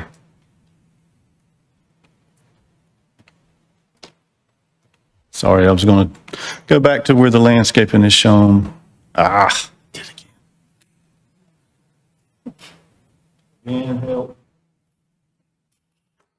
It'll be a wet pond. Okay. There'll be a fence around it. The land falls away basically at a 45-degree angle across there. The water will exit at the corner of Woodbriar and Sunset Lane. Be a permanent pool elevation. It'll be designed so that it holds the 100-year storm with an appropriate freeboard above it. But I cannot speak to anything about property values about that. Yes, sir. I understand. Thank you. Yeah, just to get back to that, all three of the high-density residential developments that I spoke of, I'm sorry you don't have the report in front of you, all of those incorporated the same infrastructure and again, showed no ill effects with any of the adjacent properties. So just for clarification on your statement about that, are you saying that when a development took place and it had a stormwater retention pond that adjoined another private property, that it did not decrease the value of that private property because that it did not decrease the value of that private property? That's correct. Okay.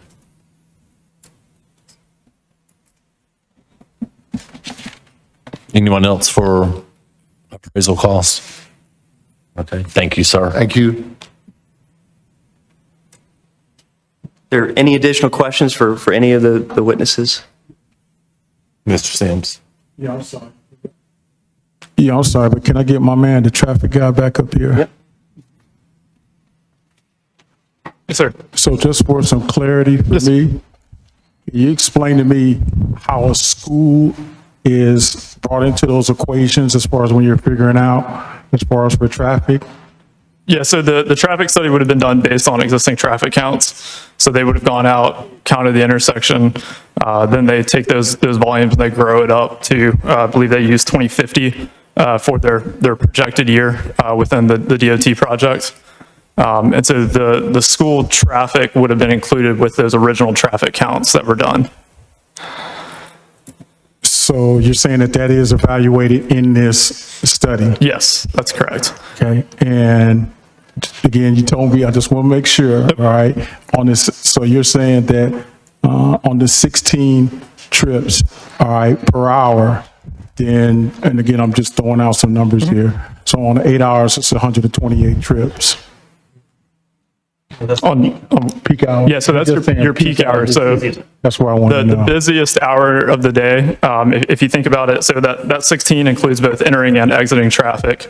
The breakdown is 4 entering and 12 exiting in that peak hour in your morning rush hour, so to speak. So it'd be 12 exiting vehicles across an hour. Okay. So roughly 1 vehicle every 4 minutes, 5 minutes is what you would expect. Thank you. Yep. And one other item I failed to mention earlier, the DOT project, with their traffic analysis that was done, we actually were able to get a little bit of a glimpse as to what the future conditions out there are going to look like. It doesn't provide full alignment or full design, but we are able to see that in the future with the DOT project, they're actually looking at shifting the Barber Mill alignment further to the west. So this intersection here, the school driveway would not have a fourth leg. It would just be the school driveway, and then Barber Mill would be shifted over, offset with its own signal. And we've coordinated with DOT as well to see kind of what that means for our access here. They would allow the existing Barber Mill Road alignment to stay. So then folks would be able to just travel down that alignment to the now realigned road and travel up to the signal under that condition. But there's no time frame on that? It's funded for construction to begin, it's funded for construction in 2029. So that means that those funds, those funds would be available to NCDOT in 2029. Thank you. Yep. Can we go to the slide that has all the yellow arrows on it? Which I think shows the accessibility to the property.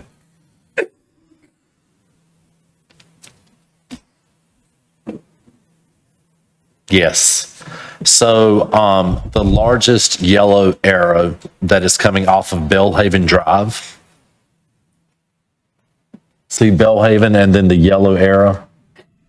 So is that where the street stops and you are going to connect from that point into this new proposed? What is that yellow arrow? Yes, sir, that is correct. So the yellow arrow represents an existing stub that is really Chettleham, I guess is what I would call it. Stubs up to the property line. We'll be connecting to that and tying that into our public street network. Okay, so does that go in between where the townhouses end and that neighbor on Lakeview Drive? Does that go in between those two spaces? That is correct. And is that what impact does that have on the person who owns that property on Lakeview Drive? What impact does that have on the backyard of their property? As far as work that we're required to do, we will not be touching that person's backyard, so it could be physically constructed on the site. Okay. It is a continuation of a stub and alignment that's already set. Okay. And there's also existing public utility easements in that area that run through there. All right, thank you. Yes, sir. Mr. Casey. I have a question. Sorry, Mr. Adams. You probably should have stayed up there. I tried to escape too quick. No, that's okay. I promise you, I think I'm almost done with questions. So, of course, adding on to what the mayor said, so that's going to be a private access. That's not going to be a town-owned access on that Bellhaven Drive through there. That is correct. It'll be a private street. So it'll be a paved private street. That's correct. The developer's going to put in. Okay. Which is consistent with what's, I guess, a true extension of Chettleham, how it is today. Yes. And is there going to be a kind of a buffer between that residential house, their backyard, and that street? I'm just trying to envision in my head what it looks like. I mean, what impact, adding on to what the mayor said, what it's going to impact that property owner. So there, as I noted, that we're continuing the alignment that's there. There's utility easement that runs all the way to that property line. So this extension stays inside that easement. The buffer, we are providing a buffer. It is on the townhome side of the street. As part of in the dog park area. Okay, yeah, I'm looking at it on Google Maps. It's probably a little bit easier to look at it that way. Other question, hopefully last question. What's the estimated build out of this project? Estimated build out? Yeah. I have not had that type of discussion with them, but I believe that he's here, he can speak, but I believe it'll be one phase construction. From this point, should we get approved, we've got to work with the town to get our construction drawings, which we realize is going to take us 6 to 9 months, and then construction can start. Okay. I'm just trying to map in my head, 42 expansion, this project, is it going to be way before it, same time, after, just whenever?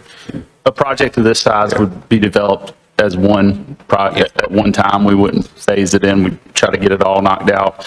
And that would be also to lessen the impact on the neighbors so that you can get everything done at one time as opposed to have something that's drawn out.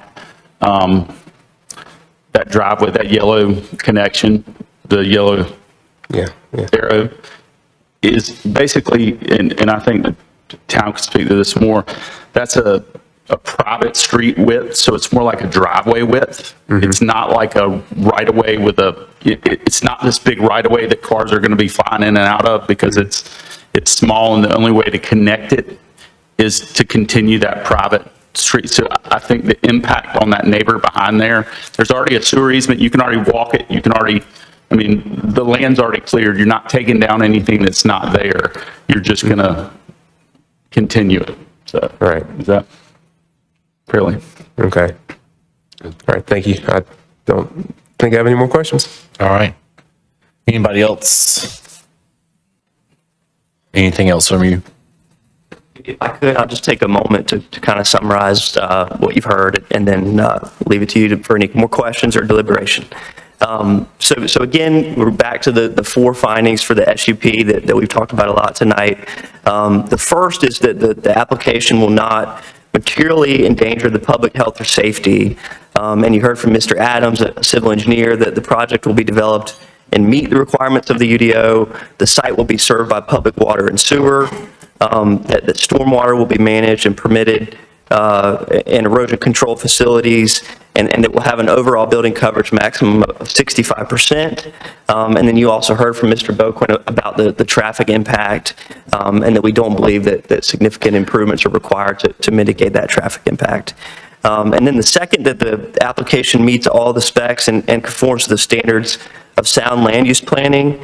You heard from Mr. Adams again that the project meets Town of Clayton planning and engineering criteria, and that the buffer setbacks and development criteria have been met or will be exceeded through the conditions to the SUP. So if you look in those conditions, there are quite a few conditions that are meant to, in some cases, go above and beyond the base standards of the code.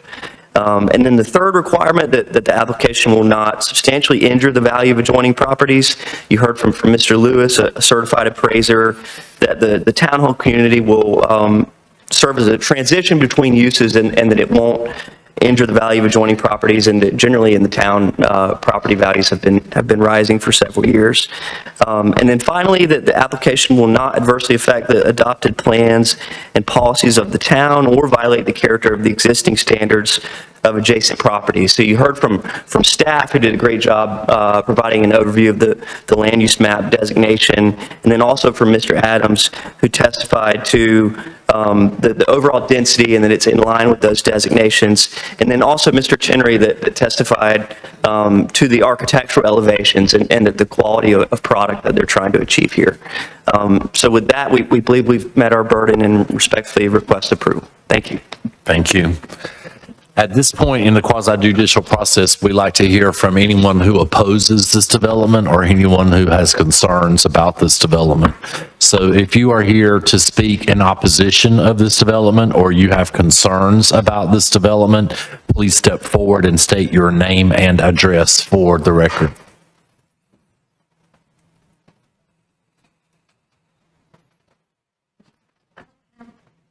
You got to come to the microphone, state your name. This is a hearing. This is not just a meeting. It's a name. Ginger Levinson. And did you stand and sworn in? Okay, because we ask anyone who was going to speak, got to stand and sworn in. So, Ms. Clerk, what shall I do? Is it just offering testimony or any speech? Yes, and anyone who did not get sworn in. I just got a question. I don't want to tell you anything. Why don't you tell me something? Fair enough. Okay, I'm Ginger Levinson, and I'm in the building there on the corner. My question is that a pond, or is that a pretty blue chlorinated swimming pool like it looks like? That's a pond. Okay, now my question is that going to be a breeding ground for mosquitoes and snakes? Well, I'm not a reptile specialist, so I can't say what will get bred there. I've seen 2 snakes in 39 years, and I'm done. I don't see any more. But it is not a pretty pool. It's a stormwater runoff retention pond that's built to create any amount of water that would come from this development. It would have a place to go until it seeps back into the ground. It's a requirement that stormwater is addressed. I don't Yeah. but requirements. Yeah. I think to address Ginger's concern, I think I would like to hear from the applicant is, with stormwater ponds, what type of protections are there around them to keep, say, children or somebody from going in there? And are there any precautions taken for insects and things like that? I would like to hear that expert testimony on that. Okay. I don't know what kind of an expert I am on insect control, but I will say that this is a permanent stormwater control measure. It is required per town standards, which are consistent with the state standards. This will be a wet pond designed according to the town standards, again, that are modeled in the state stormwater design manual. Specific maintenance requirements are set aside in that for the keeping of the height of the grass around it, as well as the landscaping. It will be landscaped. There will be a perimeter security fence. I'm not sure which detail we use, but there will be a fence around the entire site. It will be designed so that it is not a dry pond. It is a wet pond where there will be a permanent water level held, and that's more of a water control, a water quality standpoint than anything else. And for the benefit of the public that may ask, the purpose of this is so that the water will run off of that property into the pond and not onto their adjacent properties, correct? That is correct. Two things. Yep, controlling the water, bringing it to that point, and also discharging it at or close to the pre-development rate. Thank you. All right. Hold on just a minute. Anyone else wish to speak in opposition? All right. No one else wishing to speak in opposition. There's no need for rebuttal, and I will turn it over to the council for deliberation. I would like to ask if the developer would mind getting Ms. Levinston's contact information, and even if it's part of a condition, I'm not sure if it's allowed through the SUP, but if she has any concerns with bugs, mosquitoes, or something, would the applicant be willing to, in good faith, try to help her with those issues? Because it is a pretty, if I had a stormwater pond in my house. We'll gladly contact Ms. Levin. Again, we're trying to build a product that is appealing and welcoming. We want this to be something that is looked upon as what is good about Clayton, not something that's bad. We want to be good to our neighbors and build a good project. I will say, most, and Donnie was probably speaking, the majority of projects like this that have a wet pond like this don't tend to have, they actually would probably reduce, you're going to clear land, there's going to be houses there, there's going to be a constant, your HOA is going to continue to take care of the grounds around it, so everything's going to be cleared and kind of kept up with, probably better than it is at this state. And I appreciate your attitude. We want the values to be increased. I appreciate your attitude and willingness to work with them. Is this something that we should make it a condition out of, though, or is this something that just out of good faith? I think just having it stated for the record is enough. Property, and she was not interested in that, so we want to be a good neighbor, 100%. So I appreciate it. Yeah, if it's a condition, that's great for us too. Yes, sir. Okay. Thank you. That's all I have. Okay. Well, I called y'all into deliberation so you can chat. Yes. Thank you for taking the time here tonight, answering all of our questions. I do feel that the application meets the 4 findings of fact, and I just wanted to call out a couple of areas where I feel like it exceeds actually what we would typically expect, and that is the quality of the siding, the inclusion of the masonry, the various accents that you have on the exterior, the variability in that roof line, as well as the front door styles and the dimensional shingles, and the fact that the goal is to have it owner occupied. I appreciated all of those. Mr. Sims? I like the project. I like everything I see. I'm struggling with finding of fact number 1, as far as with safety. As I always say, I have yet to hear anybody say come up about the traffic and say, yes, it's going to cause a problem, but yet and still, the number one thing I hear about in Clayton is a traffic problem. So I'm struggling with that one right there as far as on finding its fact, especially my main concern is with the school being there. Just what it would do with the school and all the traffic as far as coming in and out of there. We're talking about 41 units in an area that is, I'll just say that one of the things that was mentioned was access is still being worked on. So I'm wondering, is all these accesses that we're looking at going to actually come to fruition we're talking about? So again, I'm struggling with that. 2029, I would feel a lot more comfortable if the widening and everything was coming a lot sooner, but it's not. And I'm just going based upon what he's saying is probably in the next year or so, they will be able to complete the project. So we're talking just roughly 4 or 5 years before we'll be able to DOT start doing the widening there.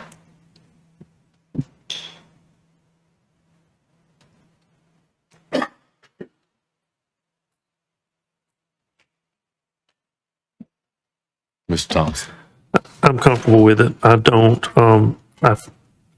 I agree with the applicant that I think the traffic impact's going to be negligible. I don't see from, 41 units, not all of those people are going to leave and come home at the same time. I don't see that big of an impact. I'm comfortable with the safety. I think the applicants met their findings of fact.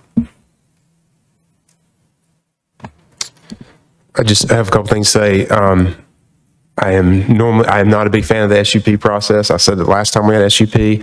I'm honestly not a big fan of the townhomes. We have some really bad examples of townhomes in this community.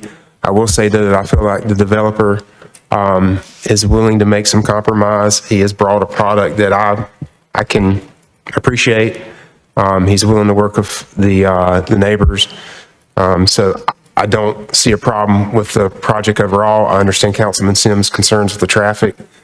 I think just reiterates us and working with the DOT and hopefully getting that expansion bumped up sooner than we're expecting it right now. And so I appreciate the developer coming in and like I said, making those concessions. We need developers like you in our community.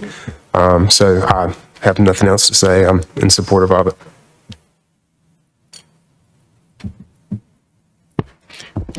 Just to kind of piggyback off of what Porter Casey and Andrew Archer said, I think this is a great project, and I think I appreciate everything that you guys do, and thank you for meeting the 4 findings of facts, and then I think this will be a great addition to what we have going on in Clayton.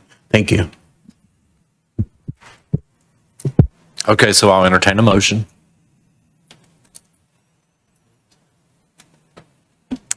Mr. Mayor, I would like to make a motion to approve 2022-213-SUP with the conditions listed.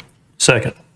We have a motion and a second for approval. Is there any further discussion? I think there were conditions listed and verbally approved. Yes. So do we want to add that to the? Yes, so clarify what was the verbal condition?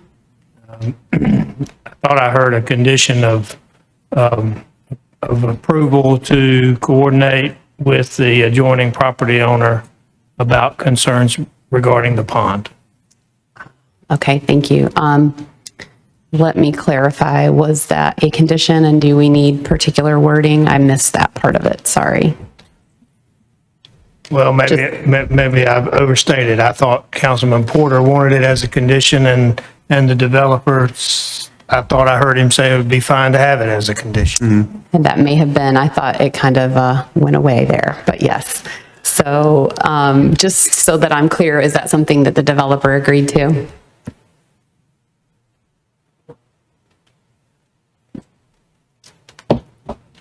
I'm fine to do it either way. I think good faith is as good enough as any. I don't know what the legal statements would be for the town to create a condition here. If it's just a single sentence that says developer agrees to stay in contact with Ms. Levinson to make sure that she's okay with that we're meeting her concerns, that's fine. I know that can be kind of tricky sometimes. I think the good faith of us willing to work with her, I'll come stand in front of y'all anytime and say I'm happy to work with her. Is it okay if we ask Ms. Levingston if she's good for good faith? No. All right, no, That's perfectly fine. Let's go, people. Okay. Go. There's a motion in a second. Yes.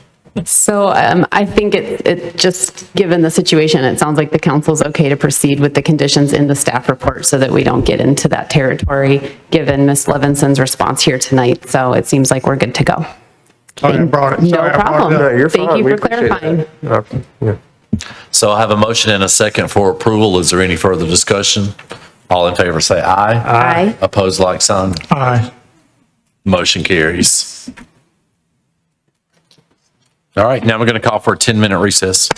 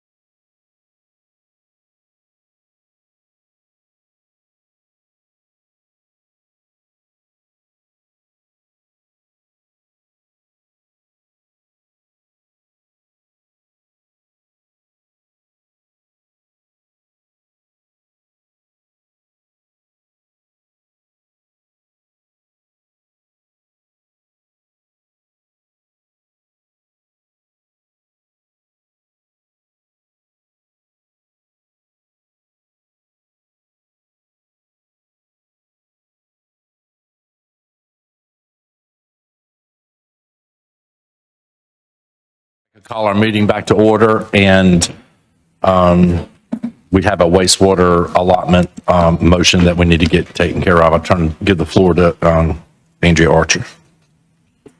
Mr. Mayor, I would like to make a motion to adopt 2023-42 wastewater resolution. We have a motion and a second for the adoption of the wastewater resolution 2023-42. Is there any further discussion? All in favor say aye. Aye. Opposed, like sign. Aye. Motion carries. Next, under new business is the water leak adjustment policy. Oh, I'm sorry. It took, no, E. I'm sorry. We're not going to new business. We're going to item E, which is the 2023-17 special use permit, Meadowview's special use permit major modification.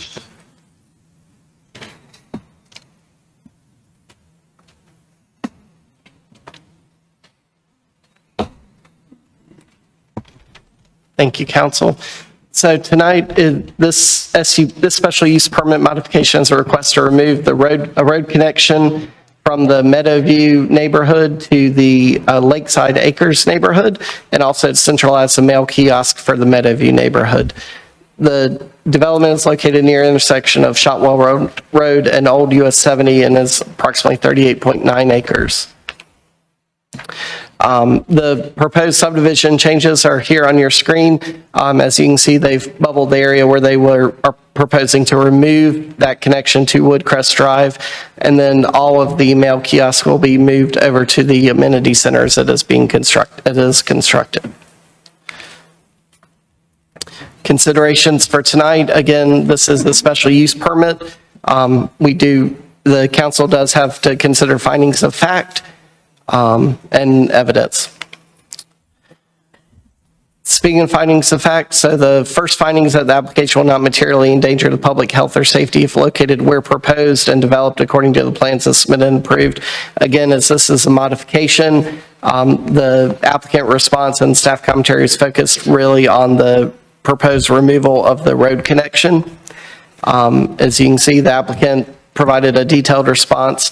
And staff does believe that the proposed removal of the roadway connection may slow emergency response and removes the second point of access for the adjacent neighborhood, which currently only has one access. However, the Meadowview does still have 2 points of access, one on Shotwell Road and one on Old US 70. Second finding is that the application meets all required specifications and conforms to the standards and practices of sound land use planning and the town code of ordinances and other applicable regulations. Staff commentary on this one is that while the Unified Development Code requires a roadway connection, it allows for the provision of future connections through platting of right-of-way to property boundaries. And with the approval of recommended condition number 4, a public right-of-way will remain in the location of the connection to Woodcrest Drive for future construction. Finding fact 3 is that the application will not substantially injure the value of adjoining or abutting property and will not be detrimental to the use or development of adjacent properties or other neighborhood uses. While staff has no comment with respect to the value of abutting properties, the removal of the connection could add costs to the development of the adjoining properties, as a future developer will be required to construct the connection. And finally, the fourth finding is that the application will not adversely affect the adopted plans and policies of the town or violate the character of existing standards for development of adjacent properties.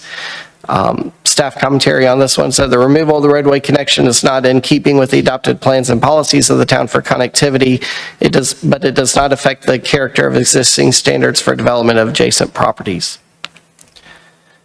If council decides to approve this special use permit modification, staff recommends 4 conditions be added to the approval. One is that all previous conditions associated with the approval of the development remain in effect from 2019. Second condition is that the mail kiosk at the amenity center shall be reviewed and approved through site plan construction drawing process. Third condition is that the road stub to Woodcrest Drive shall be fully removed and replaced with grass, and sidewalk should be continued along Wildflower Circle where the stub was located. And the fourth condition is that a plat shall be recorded showing a 50-foot wide public right-of-way and public utility easement in the location where the road stub was located from Wildflower Circle to the property line to allow for a road connection in the future if the adjoining properties are ever developed. A sign shall be placed at this location to notify residents of the future road connection. Again, this is a public hearing. The applicant is here to present information, and there may also be members of the public to speak. And I do believe we forgot to swear folks in prior to the beginning of this.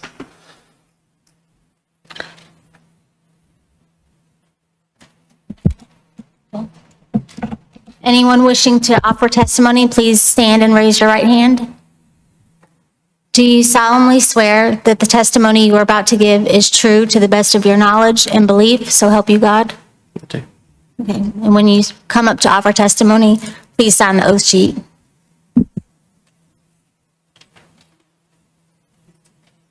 I'm happy to answer any questions council may have. Questions or comments for staff? All right, being none, I'll turn it over. Okay. You're getting in that, I'm getting ready to ask a question position. That's your giveaway right there. All right, we'll get the floor over to the applicant. Okay.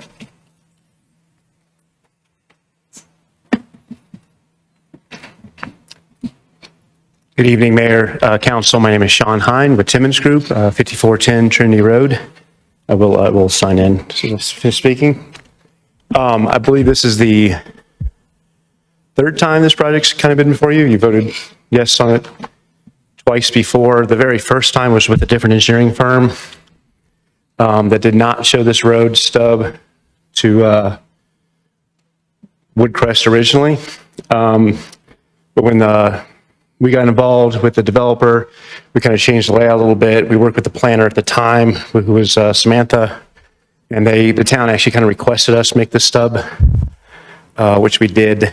And of course, since then, I think the town and the adjacent neighborhood and the developer have talked a lot, and no one wants to make this stub at this time. So this is kind of the main reason for bringing this forward. Besides we did have 2 mail kiosks in different spots. We decided we wanted to combine them into one. The adjacent neighborhoods road, even though it is a NCDOT recorded right-of-way, is pretty much unimproved. If you've been out there, it's mostly a gravel dirt road. And those neighbors are kind of used to living in their circle right there, and they really just do not want this connection right now. And that's the main reason. We are asking on these conditions that we reword number 3 a little bit. Developer would like to work with the staff on exactly how much we do or don't remove of the existing Woodcrest Drive that's been built. There are utilities and storm drainage and a lot of things already in that road. So just to remove it all may be problematic. So we just want to talk through that with staff, and I'm hoping that maybe that condition can be reworded, that it might be modified instead of saying fully removed, removed or modified based on agreement with developer and town staff, or something, some kind of wording like that would be more helpful. But we have no problem, we have no issues with any of the other conditions that have been addressed. And I'm here to answer any questions you may have. Any questions or comments for the applicant? Yes. Yeah, for item number 1, you could state your qualifications for us. Oh, I'm sorry. I'm a professional land surveyor and a project manager with Timmons Group, which is an engineering firm. I've been working with land development projects for over 30 years. Thank you. And the request for rewording there seems reasonable. Could you be a little more specific about what maybe you don't want to fully remove? You mentioned utilities. Well, to fully remove it, just remove it could be problematic. We haven't looked at the design of just removing the pavement. There is a water line that's been installed and some storm drainage has been installed, which some of the site drains on that road. So instead of just having a blanket statement, we would like to work with engineering and planning staff on what we can remove, and maybe parts we can't remove. We can come up with a maintenance agreement. Maybe HNO can maintain what does stay until the town decides to take dedication of the road. So we would just like a little flexibility in that statement on what we can and can't do on that road, because everything is built at this time, right now. Thank you. Thank you. Anyone else? All right. Thank you, sir. Thank you very much.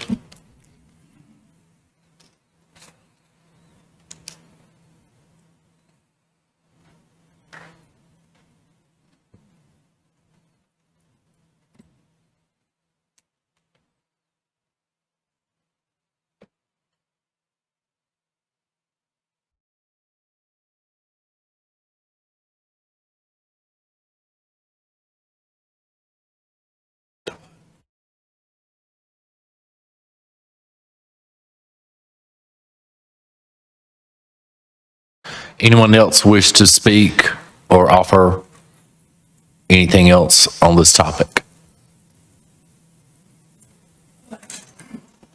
Please step forward, state your name and address for the record, and then sign the white sheet of paper on the round table.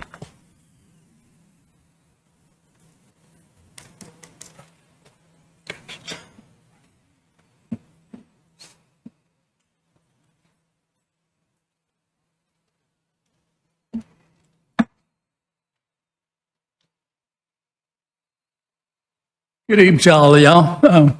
My name is Nilous Banks, Nilous Banks, Banks. I stay at 101 Lakeside Drive, right on the corner. And I did track and trailer for 30 years. I came home one night, a car done run into my house, left the road. That's before they even widened the road. They done widened and got a little close to the garage now. When they come around there now, they probably be in the living room. It's just real dangerous. You got kids in the whole neighborhood, and they done paved the road, and they just got a racetrack out there now. And it's wrecks constantly in the curb. My next door neighbor pulled out 2 weeks ago, tore his car all to pieces. It went straight to the junkyard. It's a mess on 101 Lakeside Drive, and you mess with Woodcrest, all the surrounding area, coming in there, traffic, which is going to be a mess. We're going to have to get in line and get back out our driveway. And I thank y'all for that. Yes, sir. Thank you.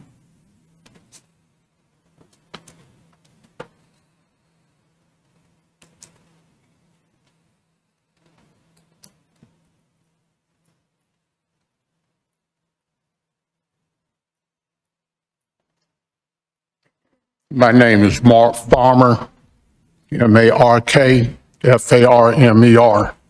I stay at 1404 Woodcrest Drive. And where this piece of road is, it comes past my house to adjoin into this development. Now, my question is, with all of that they put up around us, with where it comes in on Shotwell, and where it comes in on OUS 70. Why would, and Cover Bridge, why would they now want to try to come through a little neighborhood like ours that sit right there? The traffic would just be outrageous to bring through our neighborhood. I got a special needs son that gets on JCAT every morning. And he's freely done that for the last 15 years of his life.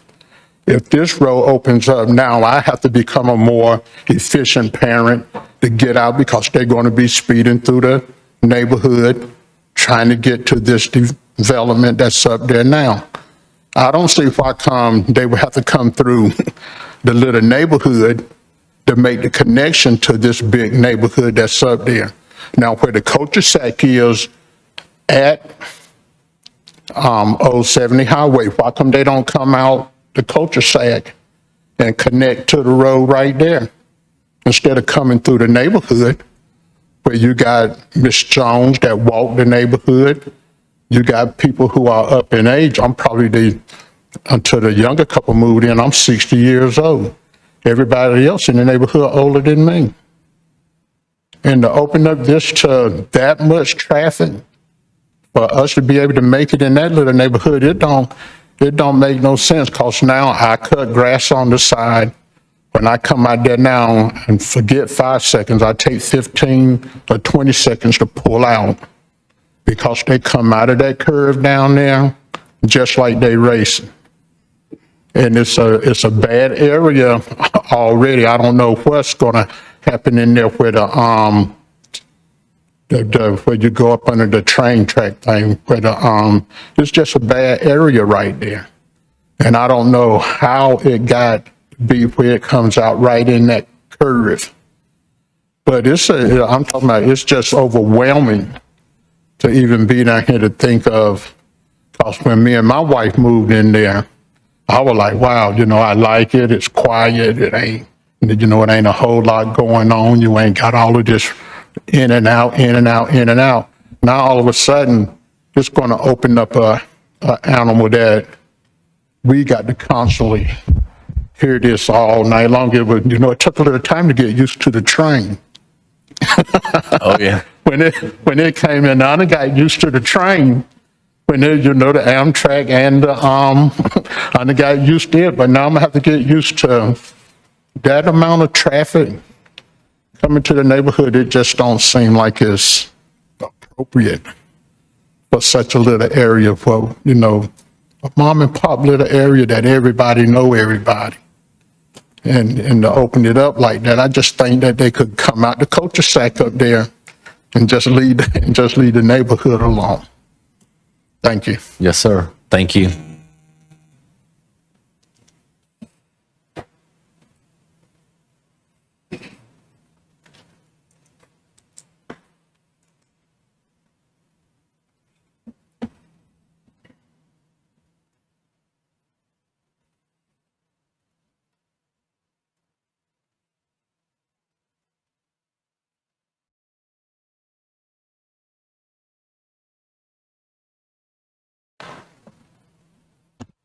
So my name is Douglas Norman. I live at 1402 Old US 70 West, across the street from Mr. Banks. And I agree with him 100%. The only thing I've heard that I haven't heard mentioned is that through traffic would allow for more thievery. Because right now, we know who comes in and we know they have to leave if they're not part of our subdivision.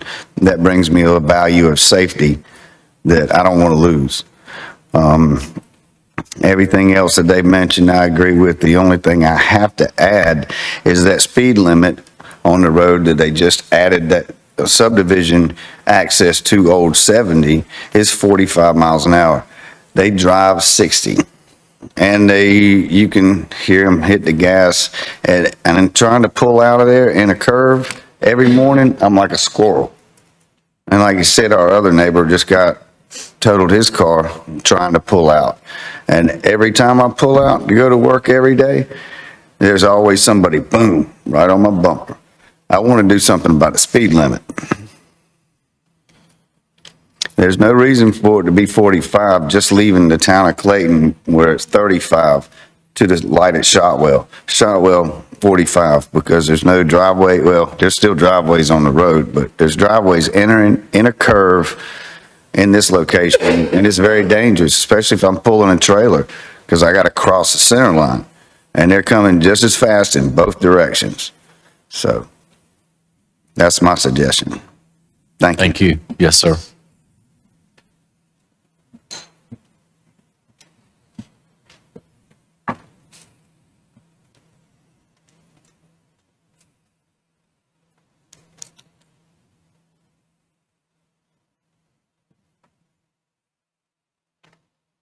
My name is Barbara Banks, and I just got one thing. At Lakeside Drive, there's 3 bus stops. There's a mobile home park on one side, and the kids on our street has to walk down to the end of Lakeside. And I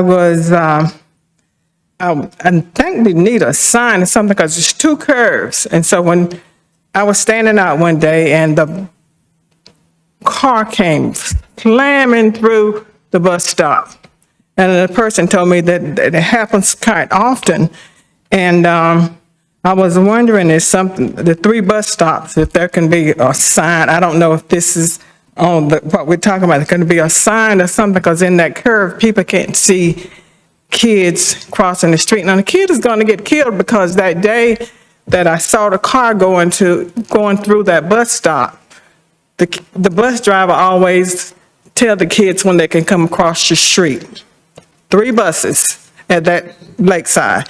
When come across the street, and they had their feet on the line to cross, and here come this car.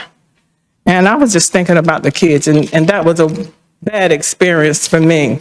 And that traffic is horrendous. If there could be some kind of sign or something that say a bus stop, I don't know if this is what I should be talking about tonight, but a bus stop or something, because one of our kids is going to get killed at that bus stop. Thank you. Yes, ma'am. Thank you. Anyone else?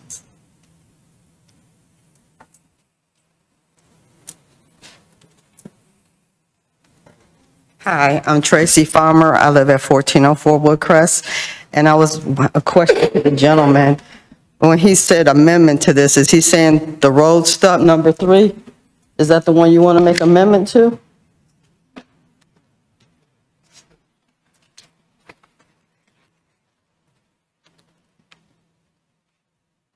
Good evening. Good evening. My name is Adam Ashbaugh. I'm a certified planner and a registered civil engineer in the state of North Carolina. I am also the Director of Planning, Engineering, and Entitlements for DRB Homes. We are the applicant here. And just to make it clear, we want to remove this road. So the safety issues that you're all raising would be improved by us removing this road. The reason Sean mentioned a slight adjustment to condition number 3. Right now, the road drops off can we go back maybe, Ben, to the site plan? Is there a way to kind of go back a few slides? But the north-south road that ends in a cul-de-sac there, I don't know if I can point to it. Yes, this north-south road has a normal crown roadway, and the road stub that we're planning to remove falls away from the north-south road. And so as Sean mentioned, there's a drainage inlet just beyond the curb return where it's shown going to gray. There's an existing inlet there. And so rather than removing the entire length of stub all the way back to the north-south road, we want to maintain the drainage pattern, maintain the existing curb inlet that's there. We'll remove the rest of the road and we'll meet every other part of the conditions as they're presented. There was just some language in there that we thought we'll work with the engineering staff, we'll work with the town folks, and we'll come up with some language that's agreeable to both parties, but we would just want to make sure that the drainage is addressed properly on that stub. Okay, so it would still be take removed. away. Okay, Yes. all right, that's what I wanted to make sure. Does that help? Yeah. Okay. Thank you. All right. Anyone else?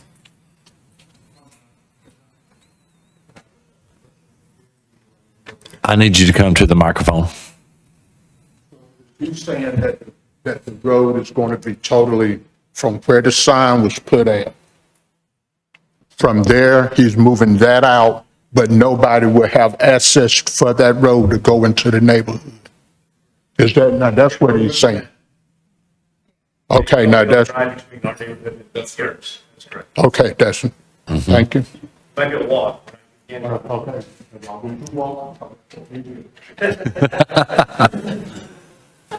All right. Anyone else? All right. Well, I think we've taken care of that aspect of it. Now I will call the council into deliberation. for questions or comments. Mr. Thompson. I have a few comments. For my fellow council members, this is our future. And what I mean by that is there's a lot of momentum to expand ETJs, to go out and to build further out in subdivisions. And this is what happens. These people who just stood up and talked to us don't live in the city limits. They don't pay our taxes. They live in the county. The sheriff's responsible for their protection and the highway patrol, not Clayton Police. But what we've done with this council and past councils is approve a development that greatly affects their quality of life. And every time we go out and do some kind of a further annexation and do this stuff like that, we're going to run into these obstacles. Just like they're talking about the speed limit. That's a DOT road that's in the county. It's not even in the city. But yet you have to turn in there to get back onto our city streets. And so, I'm in favor of this because I think it's kind of crazy if they connect, because what you'd have is you get a wreck on their side of it and they'd have to sit around and wait for a highway patrolman. But on our side of it, you got Clayton Police. They shouldn't match. This just isn't a match. And their subdivision that was in the country when they moved into it, that was not in Clayton, it's still not in Clayton, and they still don't pay our taxes, has been greatly affected by the decisions we make. And I think this is what we're going to see more of in the future if we don't think a lot more about these things before we allow these developments, because there are people who've lived here for many years that moved into the country that now have to suffer the consequences of what us in the city do. And that pains me greatly, and I'm sorry. This is a good example of that. But so for me, I'm in favor of this. I don't think the street should connect because I think it would greatly affect the integrity of where they live. I agree.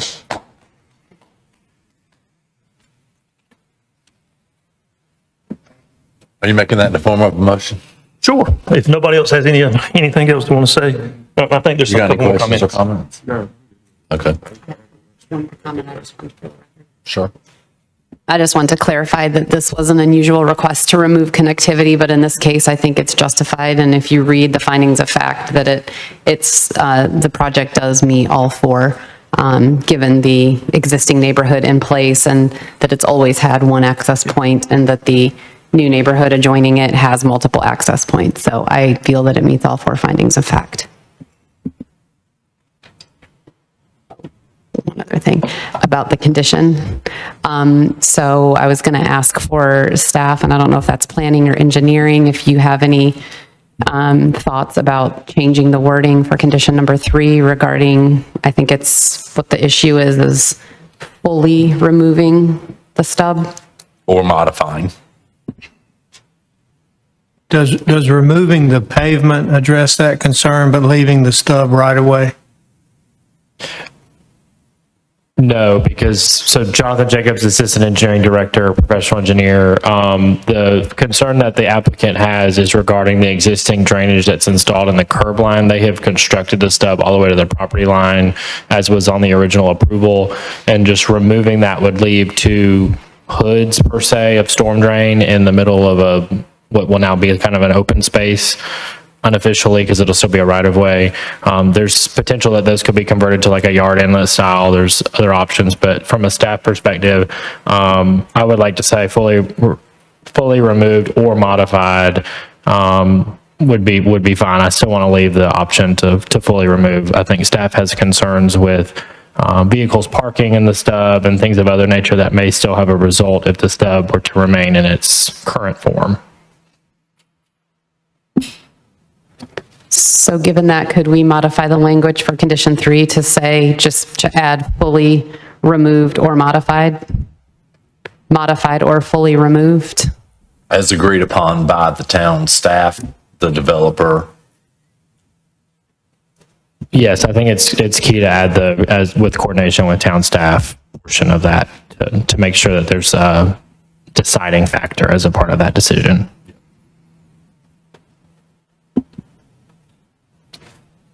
Okay.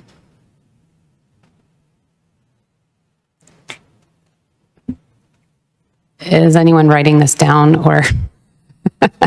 Thank you. Town clerk certainly is. Okay. And so can I just, if we were going to do the motion, say with modifications to condition 3 as discussed in the minutes or, okay. All right. Yes. Just to kind of agree with what Jason's saying, I agree. And also thank you guys for being here. Transparency is much needed. Because, you know, you guys live in these areas and we don't, even though we drive past them. You guys are in these certain places. So thank you guys for being here and giving us feedback because it allows us to see all sides. So thank you. And yeah, I agree with what we're about to do. Thank you.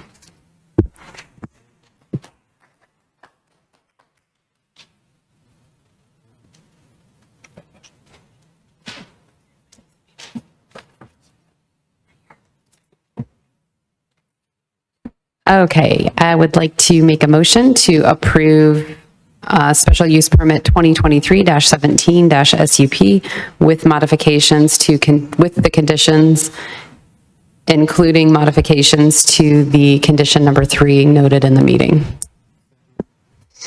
We have a motion and a second. Do I hear any further discussion? All in favor say aye. Aye. Opposed, like sign. Motion carries.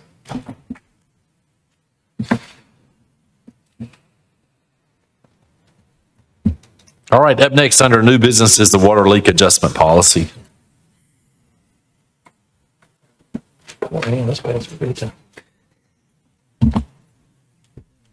Good evening, council, mayor, executive team. Made an update and just really clarified our leak adjustment policy. So in the last year, we have really focused on updating our standard operating procedures, our forms. One of the things we found is we had 2 different forms we were using for leak adjustments. So there's no changes to the wording. We just have taken 2 forms that have been used over the last many years and combined them into one. What AMI has done for us is that we can be much more proactive in catching a customer's leak ahead of time. It's not at the billing point. We're making phone calls daily when we see high bills. When we see something going on, the system is very smart and very intelligent and tells us when there's high water usage. So that's all this form is. This is just a simple cleaning up this form. Any questions or comments for staff? If not, I'll entertain a motion. Mr. Thompson. Thank you, Ann. I've been the victim of one of those leaks, and I can tell you that with our the AMI system, you can track your usage by the hour of the day if you want to, and it's really, if all citizens should take advantage of that, and that you can really alter, you can affect how much you pay by changing habits by looking at your usage. So, yes, sir. Strong work, Ann. Thank you. And with that, I'll move that we approve Resolution 2023-43. I have a motion and a second for the adoption of Resolution 2023-43. Any further discussion? All in favor say aye. Aye. Opposed, like sign. Motion carries. Up next is the updated return payment policy. We changed some wording in this. So the policy was adopted many years ago by council. If you had a return check with us, and it's just simply said check. If you had a return check with us, then we didn't allow a check to be written to the town for 5 years. That's a little outdated these days. I've talked to surrounding municipalities. They've all changed their wording to say return payment because payments come in many forms. They come in personal checks, they come in credit cards, and unfortunately they do get returned and they come in bank drafts. So we just simply have updated the wording in this policy and changed it from a 5-year penalty time to a 1 year.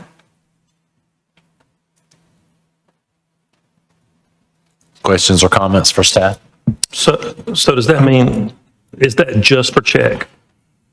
Checks, So since you drafts. changed it to payment, so let's say if a draft didn't go through, then that means they wouldn't draft for the following year. For 2 drafts, we ask that you not draft for a year. That's what I'm asking. So this globally covers payment period? Yes, sir. Okay, thank you. Yes, sir.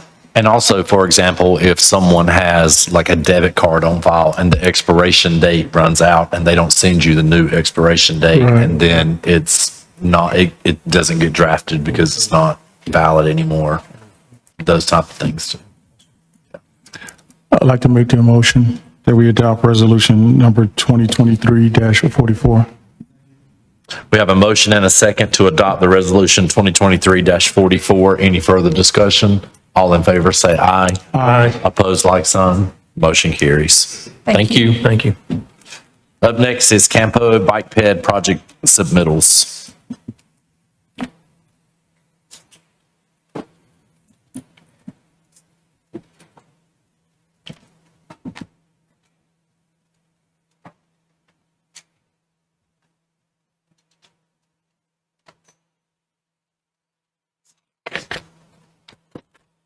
Good evening again. Looks like I drew the short straw tonight, so. This is just a quick, hopefully a relatively quick item. Wanted to give you an update and ask for permission more than anything to make some submittals. So just a quick background, NCDOT, as you hopefully know, develops 10-year state transportation improvement programs, or the STIP, through a prioritization process that they call the SPOT process. MPOs, RPOs, and NCDOT divisions are the only entities that can submit projects into that prioritization process. So NCDOT is currently in the 7th cycle of the SPOT process, or SPOT 7 as we call it, for developing the 2026 to 2035 STIP. And from here on out, I'll use lots of acronyms to really confuse you. So, Campo is preparing project lists for submission to the SPOT 7 process, and they utilize the Metropolitan Transportation Plan, or their long-range plan, also called the MTP, and other, as well as discussions with member agencies to develop the roadway, transit, and other modal submittals for into the SPOT process. There's each mode, they get a certain number of submittals. And for Bike Ped in particular, they release a call for projects and use the a standing committee, the SPOT STIP committee that's made up of the technical professionals from the member agencies to develop final projects for the submission. As Campo has a limited number of submissions, once they get all the submissions in, they review them and work through the committee and with the TCC and ultimately the executive board to finalize that list of projects for submission. So they released the call for this current SPOT 7 Bike Ped submissions for member agencies in mid-June with a deadline for submittals of July 28th. Staff has met internally to discuss potential project submissions, and we are proposing to submit projects that are currently listed in the CIP, and that includes most of the priority projects as well from the pedestrian plan. One note on this, and the reason we're coming to you tonight, is that all Bike Ped projects in the STIP require a 20% local match. Campo requires a local match letter be submitted with project list. DOT doesn't really care about the local match letter until it's time to fund the project. Campo wants it up front. So with that, the 12 projects that we have pulled from the CIP are the Robertson Street sidewalk gaps and Main Street pedestrian improvements, trying to combine those two projects to cover the gaps along Robertson Street and then on Main Street from Robertson over to Moore. Clayton Community Center pedestrian crossing, US 70 pedestrian crossings at Champion, Maine, Shotwell, and Moore. Amelia Church and Shotwell Greenwell gaps. Glen Laurel Road pedestrian improvements, O'Neill Street pedestrian improvements, downtown railway pedestrian crossings, the cobblestone to Clayton Community Center Greenway, the Clayton Riverwalk extension to 42 East, the Parkview Meadowview Highgate Greenway gap, Shotwell pedestrian improvements, and First Street pedestrian improvements, which would be from O'Neill to Robertson. Just a little bit more information on each project. Here are some maps from the pedestrian plan showing the Robertson and Main pedestrian improvements. The Clayton Community Center crossings and the US 70 crossings. Clayton Community Center crossing from the CIP, the description is correct the intersection and pedestrian crossings at Amelia Church Road and Shotwell Road, Clayton Community Center intersection to allow for a safer pedestrian crossing. And then the US 70 crossings are right out of the pedestrian plan and would make improvements at US 70 East Main Champion Street intersection, Shotwell Road, and Moore Street intersections. Here's the map of the Amelia Church, Shotwell, Greenwell gaps, again filling in some gaps to connect greenways, and also provide a safe route from where the sidewalk currently ends on Shotwell Road out to the Highway 70 intersection. The Glen Laurel pedestrian improvements include some improved crossings and additional sidewalks.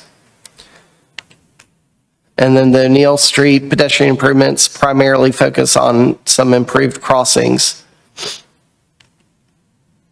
The other projects, downtown railway pedestrian crossings, would involve constructing at least one pedestrian underpass potentially, and there's a picture of that, which is out of our pedestrian plan. Cobblestone to CCC Greenway would be completing the Greenway segment from Cobblestone through Little Creek Church Water Reclamation Facility to the terminus of the CCC Greenway at NC 42. Clayton Riverwalk extension would be extending the Riverwalk from Sam's Branch Water Reclamation Facility down to the Rivermuse property. And then Parkview, Meadowview, Highgate Greenway Gap is completing a Greenway gap that would finish connection to the existing Mountains to Sea Trail. And then the last two are pedestrian improvements on Shotwell, where the Amelia, it's same location as the Amelia Shotwell Greenway gaps, although this would be in more of an on-road solution to just provide a sidewalk connection there. And then First Street pedestrian improvements along the First Street corridor from O'Neill to Robertson as allowed by NCRR.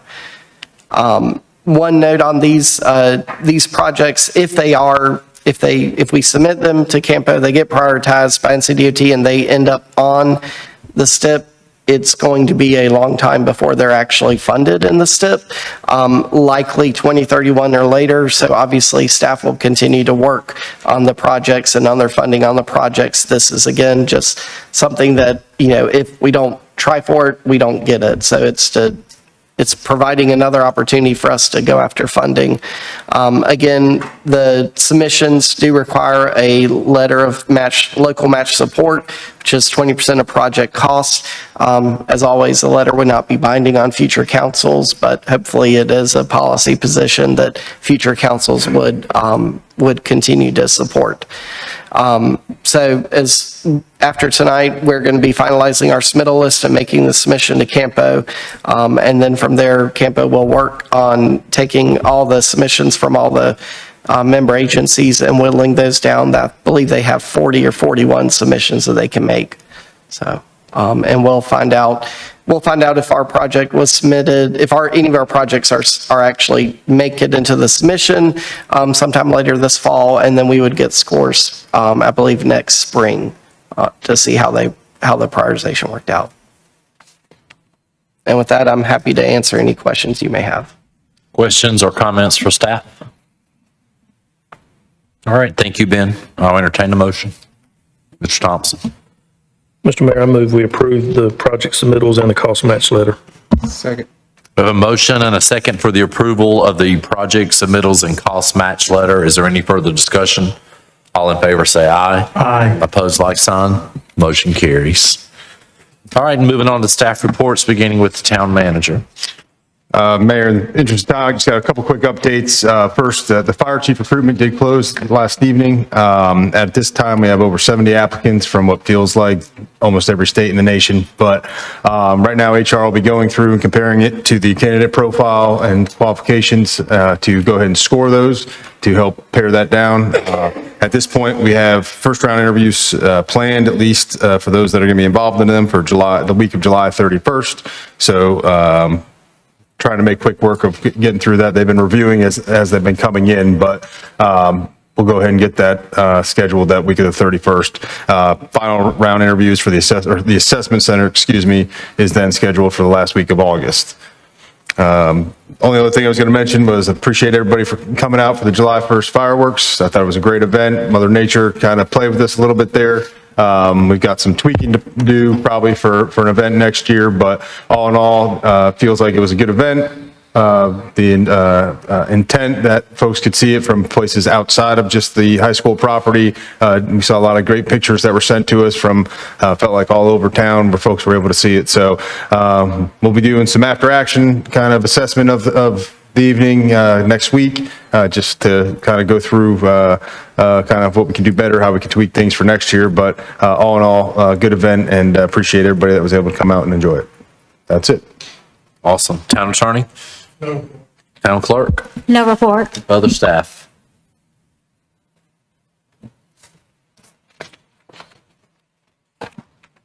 All right, I'll now open the floor for informal discussion, public comment. Anyone wish to speak? No one wishing to speak, I'll turn it over to council for comments. Mr. Sims? I just want to thank everyone that was involved with the fireworks, but most of all, just want to appreciate everybody as far as when the rain did come, making the adjustments for the people that was out there and getting them housed long enough inside the Clayton High School to be able to get everybody back out. Again, really good that we could make some quick adjustments when needed to get that thing executed, and I've heard nothing but all positives. Yep. A great partnership we have established with Clayton High School and Johnson County Public Schools. All right, anyone else? All right, if not, I will entertain a motion to go into closed session. Motion to go into closed session. Second. All in favor, say aye. Aye. Motion carries.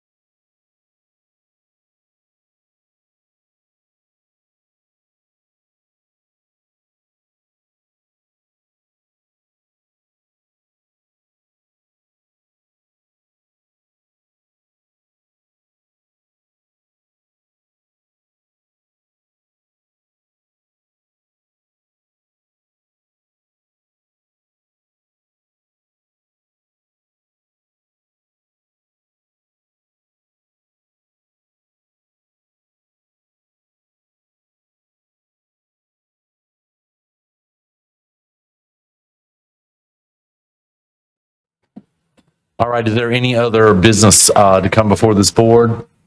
If not, I will entertain a motion to adjourn. Second.